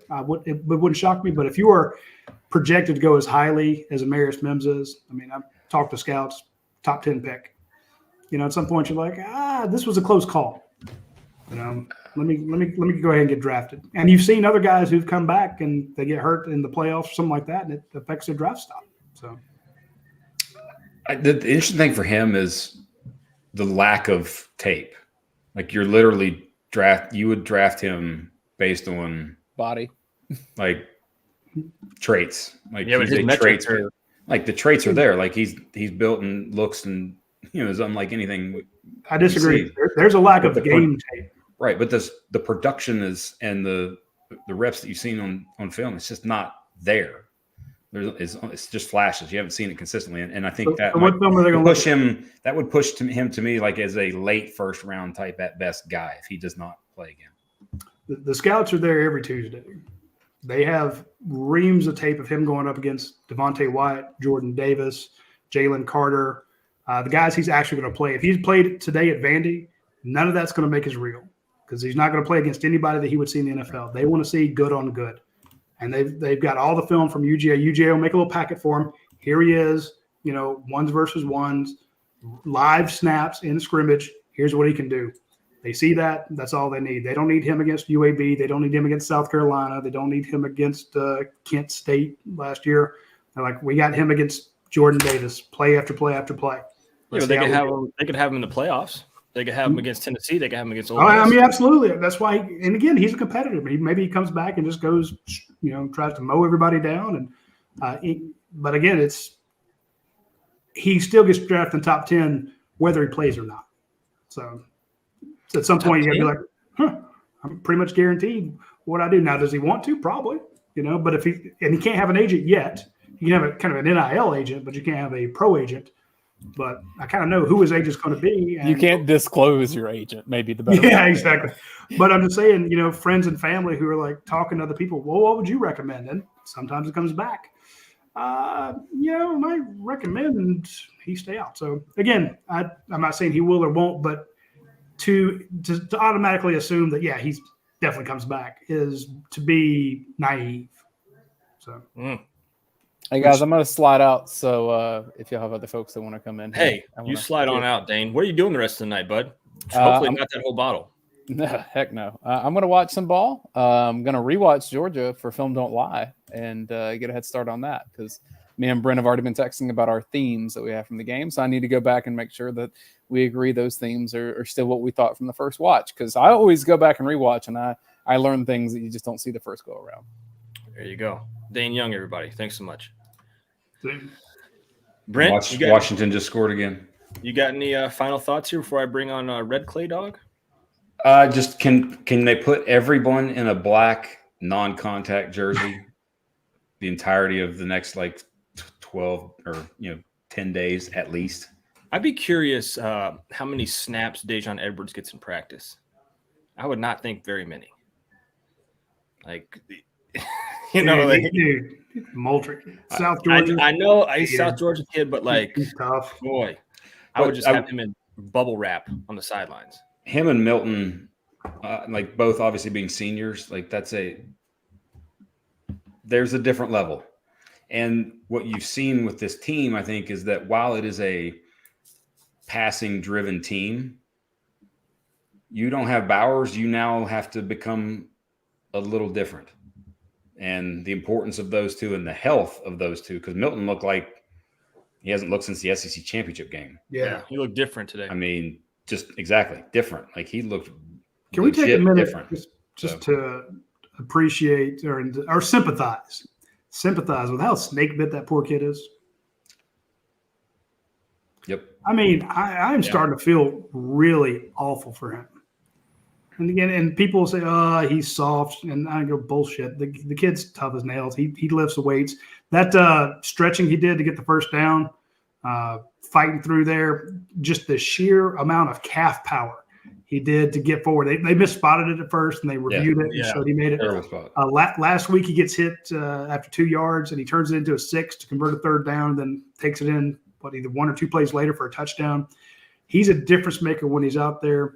But I mean, he's just snake bit. I'm like, man, I don't know. Did you disturb an old Indian temple or something? I mean, just cursed. I feel awful for the kid. But if he can come back, I'd say maybe he's somebody like a Frank Gore, who is consistently hurt and then gets to the league and somehow figures out a way to stay consistently healthy and just has a nice little 8 to 10 year career kind of thing. Yeah, that would be the if there is karma, that would be the justice that he would deserve. It's like, look, man, it's couldn't. And Georgia's had players like that just couldn't quite. How Terrell Davis, I mean, it's like it happens. But I feel bad for him. But again, to your point about those guys being different in their senior year, this is the year they want to show out, and he's having a hard time getting to show what he can do. Again, they've got tape on him as well, but Kirby doesn't let him bang it up like they would in practices. Kind of like you let those offensive linemen and defensive linemen fight it out. So. Speaking of defensive linemen, Damon Wilson getting much earlier reps than at any point this week. Really? What about Marvin Jones? Yeah, Marvin Jones got in first drive, wasn't it? He had a tackle for loss. What was interesting about that is when you see like a defensive line or 4-man front of Chaz, Logue, Stackhouse, Walthour, like if I'm an offense, I'm instantly throwing the football because I know I'm going to have all day to do that. Yeah. And then you saw that early where it's like, okay, we're not getting any pressure whatsoever. They're throwing, we got to switch. And you saw Jones Jr. come in, you saw Brinson, you saw others kind of come in. So Brinson we came in off a guard. The guy I don't know if he missed his assignment. Brinson almost made a big play, and they were actually able to kind of get out of that. So he also pressured it on the play where Pop almost got the interception. Yes. He was the one pressuring Seals on that too. So maybe that's what I was thinking of because I was thinking it should have been a much bigger play, but the fact that they were able to get out of it by not having a pick six go the other way. So that was it.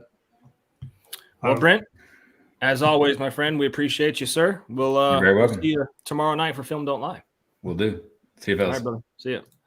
Let's get a Red Clay Dog in here. Has he called in before? Yeah. Yeah. Dude, we had a person on the dog vent for years called Red Clay Hound, and just an absolute pillar of the dog vent.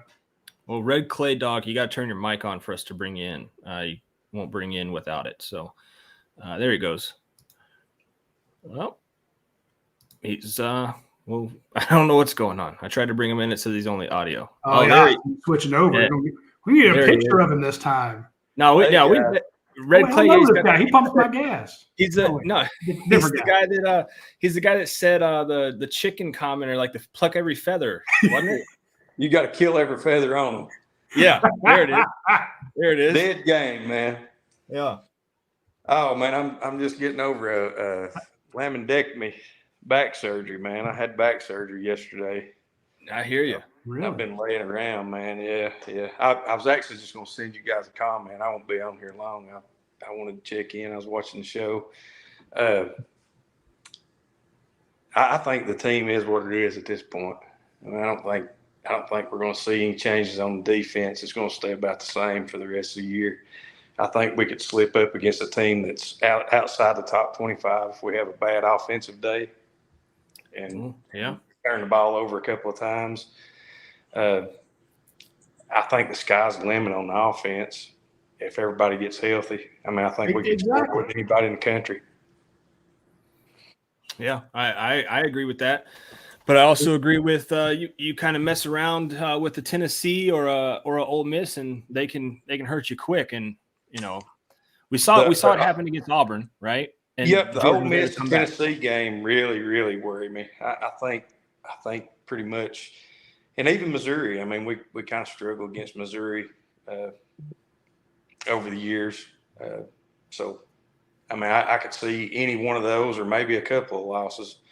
I hate to say that, but I feel like this team's so up and down and can be a little bit streaky at times. So, anyways, I was actually going to get in the chat and just send you guys a chat, but I couldn't get it to work right.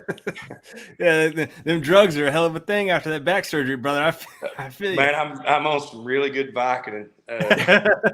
Plus, your butthole's puckered up so tight after this game. Yeah, well, fingers don't work right. I never really got worried about it, and there's not been many games I've been worried in this year, but I keep waiting for the defense to like come alive and something to happen, but I really just feel like it is what it is at this point. I feel like they can play, but man, we're nowhere near as good in the red zone as we've been in the past 3 seasons, which obviously we're missing a lot up front. I mean, you have guys like we've had the Jordan Davises of the world and Jalen Carter, all those guys gone. I mean, some of those are generational players on defense, I think. Yeah. I mean, at the end of the day, I would like to see us stiffen up a little bit in the red zone, but man, it just seems like when anybody gets inside the 20, it's pretty much like, oh well. There it goes. So, well, but to be fair, Georgia's actually one of the best teams in the nation on third down. You know, they are. They've really done well on third down. Especially if we get somebody in third and long, they're in trouble. But it just seems like once we get down inside that red zone, man, I don't know. And you know, that was a strength that we've had over the last. It was a luxury that we've had over. I mean, we didn't beat Alabama in the national championship if we hadn't been so strong in the red zone, right? Right. I mean, we basically shut them out several times, you know, inside the 10, and I just don't see that from this defense, and I don't know. I'm not saying it's a bad defense. I'm not down on this team, dude. We've got 2 national championships. I didn't know if I'd ever see one again in my lifetime. Right. So right. I'm pretty happy. Right. I'm not going to complain, man. We've got decent quarterback play. Got some good receivers. I'm enjoying watching them. I'm taking it all in. I still think we have a good season. I think we've got a good shot, and I think we can beat anybody in the country. But I also think that we could get beat by pretty much anybody in the country right now if we have some turnovers and things like that. I mean, I feel like this team can turn it on. And like I said, you know, you mentioned the comment that I made. They're dead game. They're not gonna quit. So I mean, we've got that going for us. And I almost feel like they're to the point now they don't think they're supposed to lose. And that's a good mentality to have, you know. So anyways, guys, I wouldn't even go get on against South Carolina when they're down 14-3. Zero panic. Yeah. Oh yeah. Yeah, they've got ice water in their veins. There's no doubt, and just man, they play to the. Well, I mean, you can go all the way back to the Rose Bowl. You know, there was several times, and that's you know that was early on when Kirby had just got there, but he was already building that type of team then. I mean, there were several times where I wanted to turn that game off and be like, yeah, this is over. But those teams, you know, I think it was was that the 2017, 2018 season? And then 2019, we went to LSU and done the fake field goal. And that was a younger team. Yeah. And I felt like that one play kind of set the tone for that game. Obviously, LSU was good those 2 years. But anyways, I do like this team. I'm going to jump off here, guys, because I don't feel very good. I was just going to get in the chat with you. But I appreciate the show. And hey, get better. Feel better. We'll see you next week. Absolutely. And I'll see you guys again. Yeah, see you guys. We'll give you Roddy's address to send your leftover Vicodin. So we'll see you later. Yeah. I need to send you guys a picture of myself and Ladd from a few years ago. There you go. Do it. Yeah. See y'all, man. See ya. See you, Red Clay. He can send the picture and then he'll put the rest of them. Yeah, you know, I mean, he's tough. He ain't gonna take all of them. I can guarantee that. Yeah. Yeah, that boy's country strong right there. He is. I imagine he kicked somebody's ass in a heartbeat. Oh yeah, like you see him in a bar. Yeah, I'm stepping away. I ain't messing with him. That dude separate you from your soul in a heartbeat. I want to you're gonna bring on the historian, and I know he's got something to say, but I want to touch on something that Red Clayhound did right before you bring him on. We're kind of talking about we're overreacting as we always do. It's never as good. It's never as bad. And he pointed out that, Georgia's defense may not get any better. It may not. You do have some young guys that are growing up. Again, Marvin Jones Jr. look better. Dalen Everett's getting better each time. But you had your older guys messed up some today. Kamari Lassiter had a bust. Tariq had a bad play. But then he's got 4 interceptions on the year. It's insane. Yeah. They went after Malachi Starks meets a guy at the line. It's a tough tackle to make. I get it, but you meet him in the hole, and he gets past you. Anyway, all that stuff can be cleaned up. But look at Georgia didn't punt today. We're sitting here bitching about the game in which Georgia did not punt. Look at the drives: fumble, touchdown, touchdown, field goal, touchdown, field goal, interception, touchdown into half. And they could have scored one more time. I mean, they Cash Jones gets it down. They could have punched it. You know, you're not going to with 41 seconds left. You just take the knee, but especially after what Miami did. My point being is we're complaining about Georgia with a 17-point win when they could have, without the turnovers, you know, those mistakes, and the fact that your offense, even down 3 starters, never punted. Right. That and the fact that Georgia would have been without at least one football had Brett Thorson punted in that stadium, because it would have not stayed in there. And we're also not talking about the wind. Yeah. Again, rain is bad, but you deal with rain. Wind can screw up your game, because if you're a quarterback and it's a windy day, that ball travels on you and sails. And I'm not saying that had to do with those 2 long passes that weren't on target, but the fact that you were able to kicked a 44-yarder into the wind and made it. Payne Woodring was just money. You didn't give them a lot of return yards. You didn't give them cheap first downs that way in the return game. So you saw that kick for Vanderbilt when they had the fumble. They kicked the field goal. They had 7 points. It was early in the game. It was like 7-7. They could have gone up on Georgia. That ball just died. It was like it just got hit in the matrix with the wind that stopped it. It looked like it was good, and then literally 5-10 yards before it got to the goalpost, just fell. Dude, we called it good. Yeah, I know you were taking care of your baby or some bullshit like that, but those of us who were actually working, it looked good. The way it kicked and the way the camera was up on that crane or whatever, it looked down. It's like, oh, it's right down the middle. He nailed it. And they're like, nope, good. It was like 47 yards, but it was short. Yeah. Again, kicking in that wind, it does matter. And any coach, they'll tell you, I'd rather play on a rainy day than a windy day. Yeah, that kicker even smiles like, I got no more leg. Screw you guys. I can't keep my leg on. Great to me. So let's bring on the historian. You want to? Yeah. Let's do it. He's got that look in his eyes like he's ready to bring the pain, man. Yeah, I know. I'm going to actually just bring some positive cheer today. Got me a little Georgia starter jacket. It's a little chilly today. And unfortunately, you're not even wearing it. Say again? You're not even wearing it. No, I'm in the house now. I wore this outside. I had to step outside. I was polishing off a good bottle of Jack while watching the game because I was pissed today. But I'm just being honest with you. You know, Malachi Starks, he hurt my feelings today. You know, I got the Junkyard Dog shirt on today, so a little something for my guy Malachi. Hurt my feelings today. But you know, and you just talked about a play that he ended up missing that he normally would make. Right. So, you know, he's got to, you know, I know he's young and he's got to understand your athleticism is not going to make every play. Sometimes you got to learn, as they would say, you got to know how to play pool, especially when you're playing that safety position. You got to get good angles and positive angles when you're actually making tackles. We had tackles today that we should have made. One of the guys that I hold responsible for that is Jamon Dumas-Johnson, Pop. Pop has been out of position a lot this year, if you pay attention to it. Just like the pass play that he ended up having to let the guy's shoulder pad go because they'd have caught him for a horse collar. But we've got to get Pop to start filling the holes, period. Like it seems like he's waiting to engage people opposed to doing what he did last year, was just stepping up in those gaps and being able to blow things up. You know, so we've got to get better with that. Smile Munden did his thing today. Got to give it to him. The kid been playing good all year. And those 2 back-to-back plays where they sent Pop through the big gap, and that guard slid over and got a hand on him and a hand on your, I guess your 3-eye technique. He was like, hey, you know, you can't have that. So again, that wasn't just on Pop, because Pop should be clean, right? So Pop should be clean. You have someone engaging the guard. He's supposed to come straight through, and back-to-back plays, they tied him up. Oh, I'm not going to take away from that because our defensive line has been a liability. There, that guard's only on Jalen. Yeah.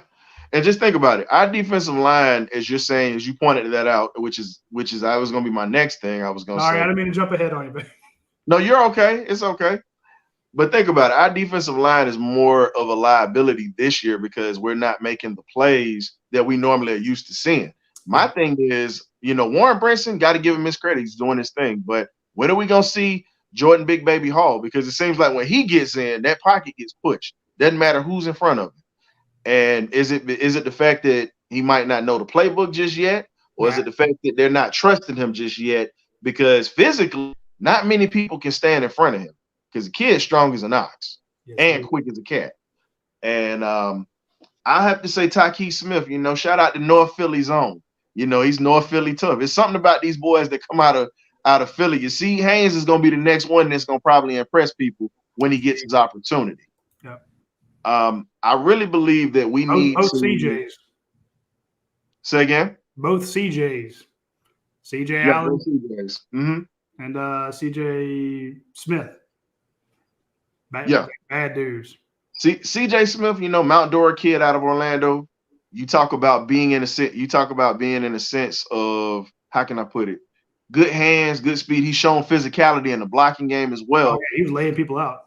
Exactly. And I feel like, okay, you might have to bring in some of these younger guys to spark up some of these older players right now, because some guys, I just feel like, I'm not saying that we didn't play our greatest game today, but I feel like maybe you need to sit some of the older guys sometimes in some plays and make them think like, okay, my job is not secure. These young guys are chomping at the bit to get out here. And, you know, once they learn the playbook, that's what I'm saying. I feel like give those young guys a chance. Don't you run into this problem, though? We saw this maybe with Arian Smith. Your job's on the line. Yep. Okay? You get out there, you know you got to make a play. So you push too hard. You overcompensate. You overshoot on your rush. You go too deep because you're trying to get to the quarterback.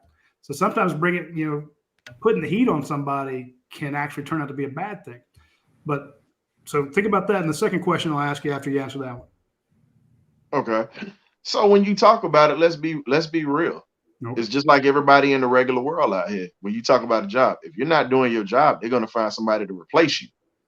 And that's just, just in the real world. Let's just be real. You got guys with talent and people that have talent, but the more mistakes that you make and the more things that you don't compensate for, pretty much puts this team into a bind. So you've got to be in a situation where you got to have somebody ready to go, just in case this person is not performing at the level that they should be performing.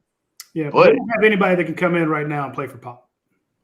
Okay. Nah, I agree. Allen's good, but he ain't Pop. Nah.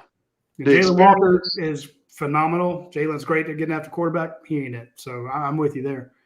Yeah, it's just the fact that I think we need, like I said, we got to get guys game reps and get that experience level up for these guys. But like I said, it's not just the experience, it's how fast are they learning this playbook? How are they digesting it? Because I know that's a huge factor in a lot of guys not getting on the field.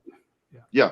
It's very complicated. My second question was going to be, I was going to ask about rotations, but I don't like to get into coaches' rotations. I don't see practice, know what's going on, But how many of these games, Paul and the historian, were you expecting Georgia to blow somebody out? It was a little tighter and went a little longer than you expected it to. Now, you didn't expect this against Kentucky, but you damn sure expected it against Vandy. Because I wrote in my column about the number of guys I expected to see from offense and defense if the game went the way it's supposed to.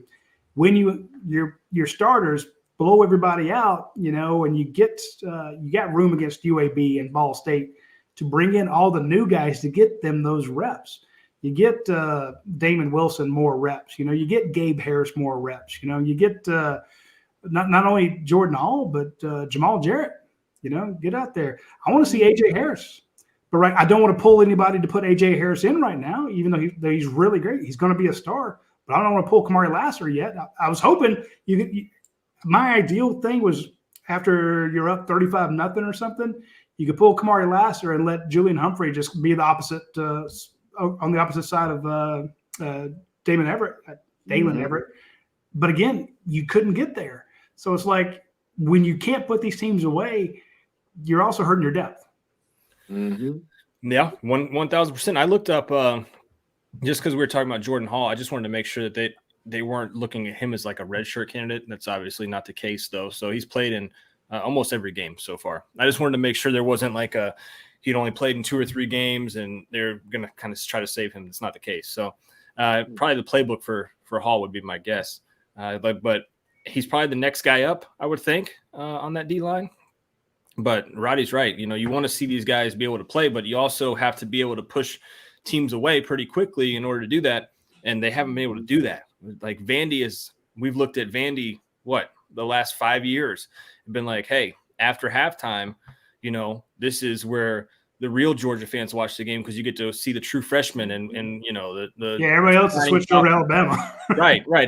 Everybody else switches over because the game's 42-0, but you have those freaks like us and the freaks that watch this show that just want to consume all the Georgia content they can. They want to see those backups. You can't see them when, the game's pretty close like that. So I think that's what's to Roddy's point kind of been I don't know. You just can't see the depth this year because they haven't been able to put anybody away. Exactly. And the issue with that is it's kind of like the old saying goes, you keep a coward around long enough, they'll bust you in the mouth. That's the thing. That's the thing you look at with wait. Give me I've never heard that. I've never heard that. If you keep a coward around long enough, they'll hit you in the mouth. Just saying, when you're playing against teams that you're supposed to put away, you gotta put them down. Yeah. No, you're right. The food. And the problem that we have with Georgia right now is this. These are young guys, by the way, young men, by the way. We got some older cats on the team, holding the young bucks accountable. But got to remember, these are young kids. They get up for the big games. For the games like this, they probably walked off the bus and said, we getting ready to just go ahead and kick their ass. Just literally beat them like they owe us money. That's pretty much what they thought. But the thing that these guys got to understand is you in the SEC, you can lose any given week the moment that you take folks lightly. And it doesn't matter who you playing. Yeah, we're supposed to thump Vanderbilt, but everybody remembers that we did lose to him Kirby Smart's first year. I'm just saying. We lost to him this first year. I'm not saying that we would have done that anyway, but you don't keep a team like Vanderbilt in the game. You don't give them any kind of hope because, truthfully, they don't have the depth to compete with what we have at Georgia, point blank, period. And we've got to execute better. I was hard. Like I said, I'm being hard on Tate Ratledge because he's been here for a minute. He's looking like a turnstile at a MARTA station right now. Everybody's getting no. Like last week, he was lights out. But here's the thing. Let me finish. Hey, historian, I'm about to give you some history, baby. Look, last week he did great. This week, first half, we called out some misses. Second half, when he had a true freshman beside him, they ran behind his big ass 5, 6, 7 times on that drive to kind of put the Salter game away. And actually, when I wrote about Dejan Edwards getting the ball 7 times, going 75 yards or whatever it was, I mentioned Tate Ratledge in that same thing, just because I want to take up for him because he had some misses. And he'll be the first to tell you, go back 2 weeks ago before the Kentucky game, he's like, yeah, our run game is not where we want it to be. You saw that at Auburn. He goes, that's on me. He didn't say us. He said, that's for me. I'm not my standard. So, again, you're right. He had. But I'm not trying to hand him because I like him. He did right. I want to give him credit. I like him. I'm just being real. It's not personal, but I like him. But the issue is this. When do we get consistency? When do we get consistent consistency out of that? You know what I'm saying? Yeah. Because here's the problem. You pointed out the history to me, but I'm going to point this out to you. When do we get the consistency? Because I'm not going to let you just bust my chops like that. I'm not going to let you do that, dog. We're not going there. So I'm going to tell you like this. When are you going to get that consistency to where that off? I mean, think about it. We ran against Kentucky. We ran today with Dejan Edwards and Kendall Milton today. Hopefully he stays healthy and we can still have him. But when can we have that complete game where we're not blowing with teams that we're supposed to blow off the ball? Well, because to be fair, you lost your starting tackle in the middle of that game. Now, of course, Georgia knew going in they could run it. And I talked to people like, we can run on these guys. We can run on them. And then their secondary is all banged up. We're going to do play action pass. And you saw every time they went under center, they went play action. And it was usually there. Losing. So, but again, consistency against Vandy should be good. Let's see consistency against Ole Miss. And I'm with you. And we're talking about the ups and downs of Tate Ratledge. You can also say the ups and downs. There's a couple plays that Freeling missed. There's 1 or 2 that Ernest Green had. Ernest Green. I was getting ready to say you're still changing guards every. Yeah. You know. Now I got a question for you. You're right. And that's the whole thing. We got to get consistency because here's the thing. Dejan Edwards is a workhorse. It's just what it is. But I got to say this. We also got to continue to move the pocket with Carson Beck because even though he stands there, we've got to pretty much put him in a position where he can roll out and let it fly because he might not be Stetson Bennett with his speed, but he's still a threat to take off and pick up positive yardage, and the defense has to respect him about that. I literally asked him about that on Monday or something. I'm like, do you ever go to Mike Bubble and say, hey, coach, let me keep it? He's like, no, I never do. You know, I'm not about getting hit or something like that. I'm like, you did it in high school. Thank you. You think about it. You did it. You did it in high school in He was 7A. Damn dangerous dual threat. He got Florida Player of the Year. Think about it. Player of the Year, Florida. He got Mr. Florida football, which means he was the best football player in that division he was in. And the division he played in was one of the toughest. Because you talk about the Miami Centrals, the Northwesterns, and the big-time schools that you hear about coming out of the state, he knocked those teams off the championship. So all I'm saying is Beck's got to be in a situation to where we actually move him around and move that pocket to where he's not a sitting duck either. Because if you noticed, when we were able to move him around, Dominique Lovett started to eat a little bit today. He finally hit those hands started to work today. I'm happy for him because he's had some critical drops, but today was a good day to see him catch a touchdown so we can get confidence up. And the other thing I'm gonna say is we gotta, now that Bowers, you know, thank God the x-ray was negative, I think we should go ahead and start getting Rah Thomas in a spot where we start featuring him a little bit more to where he can open it up as well. Because if Bowers isn't going to be, you know, for the next game, I'm praying that he's good for the next game. But if he's not, you got to make Rah that dude and start using funneling in Oscar Delp a little, then Lucky a little bit too. Again, and you know me, I was the first person to write about Mekhi Muse before spring practice. I wrote a column about it, said, hey, okay, when G-Day happens, I'm going to tell you all about this kid. His name's Mekhi Muse. He's not that big. And he gets a kickoff, takes it to the house. It was called back, but I'm like, look, he's legit. And I'm going to take credit for it because I always like to pat myself on the back, you know. But that was he's turned out to be a great guy. And I wrote about him being the MVP of special teams. Now, he did drop one today, and he's dropped another one earlier, so it's starting to make you worried about it. But he's usually dead on. And I saw he got 3 passes today. That's awesome. But why not feed Rah? Why not feed Rah? You fed Dominic, and it turned out well. But I'm thinking, man, get the ball to Rah Thomas. As much as you can count on Ladd McConkey all the time, I think Rah can be that guy, that money guy. And Dominic is not breaking tackles. I think Rah might be able to.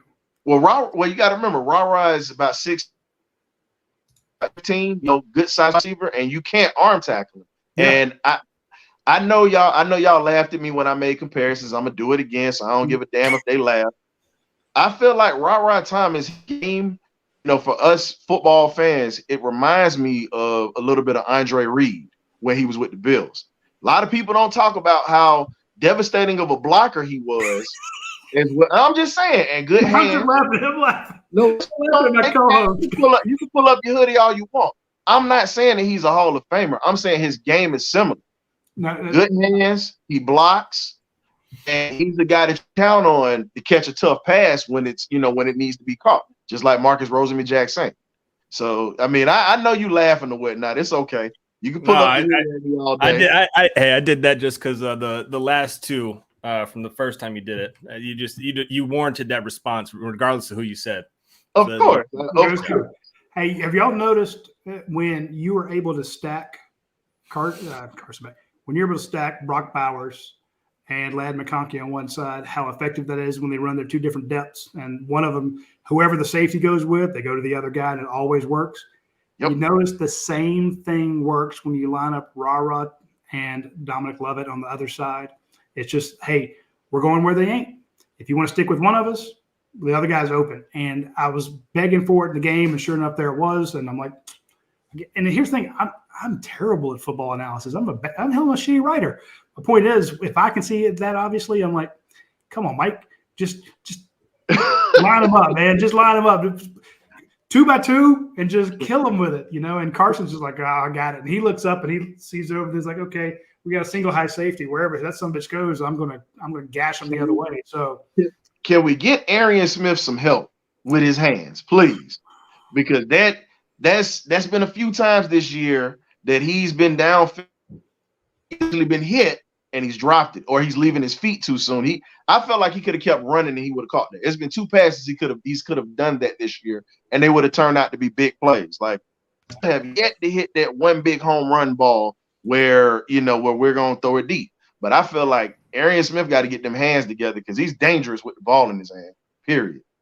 They will. He'll eventually get one, right? We'll be sitting here in the Ole Miss games too. Yeah, I mean he'll get one, right? And we'll sit there and be like, finally. But yeah, you're right. It's tough, man, because when you're a kind of a one route receiver, and you're not able to capitalize on those routes, you don't get in very much after that. So it's tough for him, man. Historian, man, I appreciate everything, my friend. As always, appreciate you coming on to the show with us. Catch you guys later. All right, man. He brings the heat. I love him a lot. He does bring the heat. Hey, guess what I'm doing tonight, Roddy? Drinking tap water? No. Well, if we keep going, I am. But no, I'm taking the wife out to eat. Since it's not a night game, I'm not having to hang out with you till 2 a.m. We're actually going to go get a meal together. My sister just came in the door, and she's going to watch the young pup for us while we do that. So. What a nice. He can't go that far. Just put him some food, some water in the crib. What's he gonna do? Climb out? Look, my sister wanted to come watch him, so that's what we're doing. We're going to go have a nice meal. But before we do that, we've got to give out helmet stickers and we've got to go around the SEC. So which one do you want to do first? I don't know. I'm supposed to talk bad about Bobo apparently. That's not. Yeah. No, don't do it. Don't. I'm just saying. Great show. Bobo dropped that pass over the middle. Trevor said, "Bring the show on the road and let's go to dinner." Yeah, that'll work out great. We'll go around the league real quick. Around the league, normally now with Georgia's late starts recently, we've been able to see the winners of these games. So right now it's going to sound a little weird, but Texas A&M and Tennessee just started the third quarter. Texas A&M 10, Tennessee 7. Be interested to see where that one goes. Halftime. I have no idea what's going to happen in that game. Yeah, interested to see low scoring. Yeah, it is. It is interesting to see what's going to happen in that one. Halftime. Speaking of low scoring, the opposite of that: Florida 24, South Carolina 21. I can see that. Neither one has a good defense, and they both got good quarterbacks. Yeah, let me check on Graham Mertz. That dude is a completion percentage. Oh, he's only 16 of 24. Only I kid because I think last week he was like 27 of 30. So he is completing 80% of his passes. Now, granted, there are a lot of them behind the line, but still against air, 4 out of 5 passes. It's pretty crazy what he's been able to do. Tonight you've got Auburn and LSU, 7:00 on ESPN. Curious on that. I think LSU is going to absolutely destroy him. Jaden Daniels is a man on a mission, but their defense isn't that great. Auburn's offense is also terrible, though. So you have that. Missouri and Kentucky, that actually is going to be a pretty good game. That is going to be very, very interesting because 7:30. Both of them need it. Need it in a big way to stay relevant. Missouri obviously needs it a little bit more than Kentucky because they have one loss already and they haven't played Georgia yet. So if they do want to win the East, they need to win this game big time. And then the other one, Alabama sneaks out against Arkansas 24-21. Normally, in just about any other season than this one, this would have been trending on Twitter or X or whatever you call it. Nobody was really talking about this because it's Alabama. I don't know if they're falling off, but this would have been a huge, like everybody would have turned their TVs to it. Not a ton of people did. And then just top 25. Yeah, it was an early one. Top 25 matchups. You obviously have the Washington-Oregon game that's at halftime right now. Washington 22, Oregon 18. Trying to see if there's any other good ones. You got North Carolina to win that game, so yeah, you've got North Carolina, Miami tonight. Maybe they'll fumble it again. And then USC and Notre Dame. That would be interesting. I'm all on to watch the implosion of either one of those two teams. I would like to see Notre Dame beat USC just because Notre Dame's already lost 2. See what happens with Caleb Williams, but who knows? Where's your okay? How many helmet stickers are you giving out today? Well, there's 22 starters.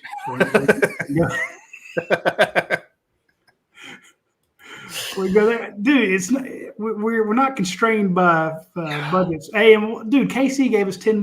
He did. So we're good. We're good this show. So we're good. And shout out to Jermaine for giving us $1.99. He said first show in weeks they'll end before 3 a.m. Yes, Jermaine. It's very nice. Very nice. Hey, take that money, buy your wife something nice. Somebody said I'm taking her to McDonald's and she can get whatever she wants. Let's see. Red and Black Dog. Paul taking lady out to McDonald's, let her order anything she wants off the dollar menu. They don't have the dollar menu anymore. It's gone, man. It's gone. Okay. Anybody that just sticks out to you for the first? Yeah, that's tough. I mean, normally I'm like, hey, here's 47 guys I come up with. I need to like scroll backwards. Well, Dominic Lovett. Okay. Yeah. 9 catches, 72 yards. That comeback he had to put Georgia right down on the goal line was big. I thought that route he ran for that touchdown was crazy. Yeah. So I love that one. So I got 47 yards after the catch of his 72. That's pretty good. I still would like to see him break some tackles. Yeah. Make a guy miss. And here's the thing that kind of frustrates me about the Georgia compared to the last, and it's not fair to compare to the last 2 years, but there were those deep shots, even when George Pickens was out most of the year, that they would hit. A long one to Ladd McConkey, a long one to Brock Bowers. There's just those occasional deep balls that were at. And I would love to see Dominic Lovett be that down the field danger threat if Aaron Smith is going to miss his, or hell, try Dylan Bell, run him out of the backfield and let him go on a wheel route or something. Just that long pass down the sideline I'd like to see. But for right now, Dominic Lovett definitely. Peyton Woodring. Jesus, Peyton. Yeah. But I was going to say, before you take my offensive player, because I know how you like to just double up on both sides of the ball, I'm taking Dejon Edwards. Oh, God, yeah. Guy is – we should have stood out. That should have – how could I have forgotten? Right, and I did too. But that's kind of how Edwards plays his game. Nobody talks about him. He goes out there and competes. He doesn't, he doesn't do very many interviews. He did his first one, I think, last week with the media, and he just flies under the radar. Shout out to Edwards, man. Again, I love the kid, but he's a terrible interview. I interviewed him at the championship when they made all the players available. I don't think I used it. Yeah. And it's nothing wrong with him. It's just he's like one word, 2-word answers. That's kind of the guy he is, though. Yeah, he doesn't. I could tell I was making him uncomfortable. He's like, he didn't want to talk about himself.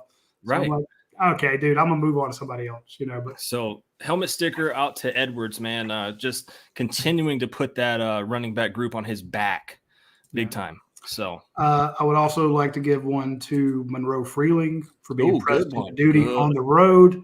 Good play, good sticker. They did kind of. We didn't see it as much. But they start overloading that side, to force you to give him some help, which basically takes your other tight end out of the game a little bit. You got to roll your running back over that side just to help him out, and all of a sudden it takes away what you can do. It limits you. People think of, those guys are out, but new guys can step up. No, new guys aren't as good as the guys that they're having to replace. So it can actually hurt you 2-3 players down the chart because you lose a right tackle. Now you've got to put a new right tackle in there, and now you got to take a tight end and kind of help out or something else. So, but hey, to be pressed into duty and not give up a sack, that was good. And I think we should have to give one to Brett Thorson for not even having to get off the bus. That. Or maybe give one back from last week. Going, man, you didn't do crap today. Give me a helmet sticker back. I can tell the trolls are in here. This is that's my brother-in-law. They're going to be in trouble 11:20. He's a Tech fan. He's sitting down there taking care of my son right now. So I think George will be just fine. He just cared to say to hell with Georgia. Yeah. Defensively, I was gonna go again with Tyke, but that blown coverage assignment. Warren Brinson. Yeah, I was looking interior. I was gonna say Warren Brinson or Christian Miller. If Christian hadn't got hurt. Christian was playing really good before he got hurt. Warren Brinson, Smile had a good game, but I think we're kind of used to that from Smile. At this point. I mean, Smile leads tackles, gets the sack. Right. Tackle for loss, QB I'm hurry. Marvin Jones Jr. I like that pick. I know. I gave it. Yeah. Mm-hmm. But it was good to see him get out there and do his stuff. So I thought that was a big one. And yeah, I was with you. Warren Brinson got through there a few times, but definitely Marvin Jones Jr. Not a ton of helmet stickers. Even with an unrestrained budget here for them. Well, here's the thing: for every guy that you could say, "Oh, we definitely give," well, let's give one to Carson Beck. 2 touchdowns, almost 260 some yards passing. It was also his least effective day of the year. He had the pick 6. There's the strip fumble. He took a sack on 3rd and whatever, and made it go from a 38-yard field goal to a 44-yard field goal, or 34-yard field goal. So, 36. So he lost an 8-yard sack. Dude, throw the ball away. So he didn't have his best game. He missed 2 downfield passes. So, but again, he also had other stuff that was good. So, Kamari Lassiter, usually instantaneous helmet stick. He got picked on a little bit today. Yeah. Compared to normally he doesn't get thrown to at all. Right. Yeah. So, 3 or 4 passes is pretty big for him. Pop had 5 tackles. They forced him into coverage a couple times. He had a pass breakup. That's good. But there's also a couple times where it's like, man, you didn't get home. They sent you and you got to get home. So everybody can say good and bad. That's kind of the recap of the Georgia game, good and bad. Yep. Easy win. Didn't feel as comfortable as it turned out to be. Right. Yeah, I think we Ron Corson. Screw it. Ron Corson. Georgia's trainer. Jeez. Dude, give him the helmet sticker roll. Yeah, you're get right. Those guys back by Florida. Yeah. Before we leave out of here, I don't want to put you on the spot, but I am. Brock Bowers against Florida, yay or nay? I'm gonna say nay. Oof. And you just have to leave with a little bit of Munson pessimism there from Rody Nabulsi. Yeah, high ankle sprain is what we heard. They say he's negative, test negative. I just don't trust Georgia's luck that far. And besides, I think you can beat them without him. Hey, according to Kirby Smart, he probably could have came back in there, if we need him. I don't know if you saw this, but I put on that's the reason. That's why you watch the watch along show is, we're actually gathering data sometimes. You'll see me on my computer there, and I get the little text thing open, and I'm texting people back and forth. And we got a little information, and we appreciate it. We can't tell you who, but, we had some good stuff there. And I tweeted out what we were hearing or what Kirby said at the end of it, and somebody responded, Kirby Smart would have said Abe Lincoln could have gone back to the game after his events at the Ford Theater. I'm like, yeah. He was saying the guy was day-to-day that had a Liz Frank fracture in his foot. I think it was he was saying that about I forgot who that was, but I remember Darnell Washington or whoever. Yes. Yeah. We hope to get him back this week. I'm like, he's out 6 weeks. Yeah. Come on, or whatever BS. Kirby's always like, yeah. We hope to get him back tomorrow, but right now he's in. Day is the biggest Kirby bullshit. He's ever. In St. Mary's Hospital right now at this moment. Exactly. Tomorrow he should be back. We've got him kind of getting back, transitioned to solid food. But he's got typhoid, but he should be fine by the weekend. He got dengue fever, bone break fever, but he'll be okay. But we'll get some fluids in him, and he'll be fine. Right. Yeah, get a couple electrolyte packets in the kid, and he'll be ready to go. So see, now I want to agree with Taiki. Or with Jenna, she's got Taiki got that INT. I know he did. But he also, I can't give him a bone. I can't. He's my boy too. I can't give him a bone this week. I can't do it. I just can't do it. So, but Rody, appreciate you as always jumping on here. You just want to go eat with your wife. You're screw me, slacker. Next week, guys. Next week we won't be here. Obviously, it's a bye week. But the week after, big game down in Jacksonville. You going, Roddy? I know you. Yeah, I got to go to that one. I got a TV thing and a speaking engagement. So Roddy will be down there. You gonna be able to jump on with me, or that remains to be determined. Well, we'll find out, guys. Hopefully Georgia doesn't lose and I have to do the show by myself because that would suck. So, guys, we'll see you in 2 weeks from now. We appreciate all of our sponsors, all of you guys that commented and bring this show. Dude, we didn't actually. Did you guys mention our friends of the Rogue Shop? I don't think anybody did. No. See, I feel bad for you. So our friends at the Rogue Shop, let me clear out that thing. Check out it's called The Rogue Shop. It's pretty easy to find them online. Just go to therogueshop.com. They are family owned. It's a small batch. And when I say family owned, it's a guy and his wife. They make this stuff on their own. They're doing it. It's not some giant corporation. So when you reach out to Richard and his wife, they have these cool Delta 8 trick-or-treat sample packs, the Delta 9 trick-or-treat sample packs. They have their pain cream.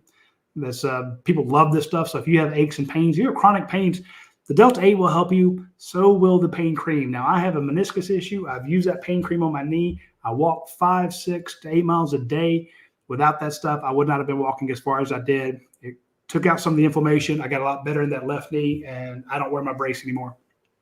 If you have problems sleeping, you start going through here and you'll see Delta 8 THC gummies, very potent sleeping aid, also good for chronic pain. See the Delta 8 in a higher or in a lesser potency, and he sells out of these all the time. So, and they have a big sticker on there that says night use, night use, night use. So if you are an insomniac, if you have trouble sleeping, or if you have chronic pain, try the Delta 8 gummies, the THC gummies. Understand that if you're a company drug test, you will probably pop positive. So check out your, don't get yourself in trouble at work. But there's pages and pages and pages of stuff here. They even have like hot chocolate. But check out our friends at the Rogue Shop. They are the best, and they have a promo code called Bulldogs10, BULLDOGS10. That gets you 10% off any of your orders at the Rogue Shop. Check them out. And again, Richard's a huge college football fan. He's a former military guy, and he does high-end quality control of his stuff, and we highly recommend him. So check it out. Yeah, absolutely. Those guys, and they're big college football fans. Yeah. Oh, dude, he's a giant Texas fan. I didn't have the heart to call him after the lost Oklahoma, but last year after they whipped Oklahoma's ass, he was all ready to talk about everything. So, right. Oh yeah, see, KC's got it. Give that pain cream to Bowers. Absolutely. I've got something here before we leave, Roddy. I just got this sent to me. I'll present it real quick, and then we'll get out of here. Where is it? Got the boy watching us downstairs. Oh, yeah, I love it. Yeah, that's awesome. Yeah, got him watching us downstairs. We're able to get it up here, so that's a picture I'll keep for a while there. Is he still watching? Butthole. Butthole. I'm gonna get that first word in. Butthole. Yeah. So, guys, we appreciate you so much for joining us. As always, we'll see you in 2 Saturdays from now. Georgia, Florida, guys, big game. We'll be here. We appreciate you for watching with us. Before you leave, if you haven't already, hit that subscribe button. We're on our road to 50K. We hit 40K. We're on the road to 50K. So for Riding and Bullseye, I'm Paul Meharry. We appreciate you guys so much. We'll see you soon. See you later.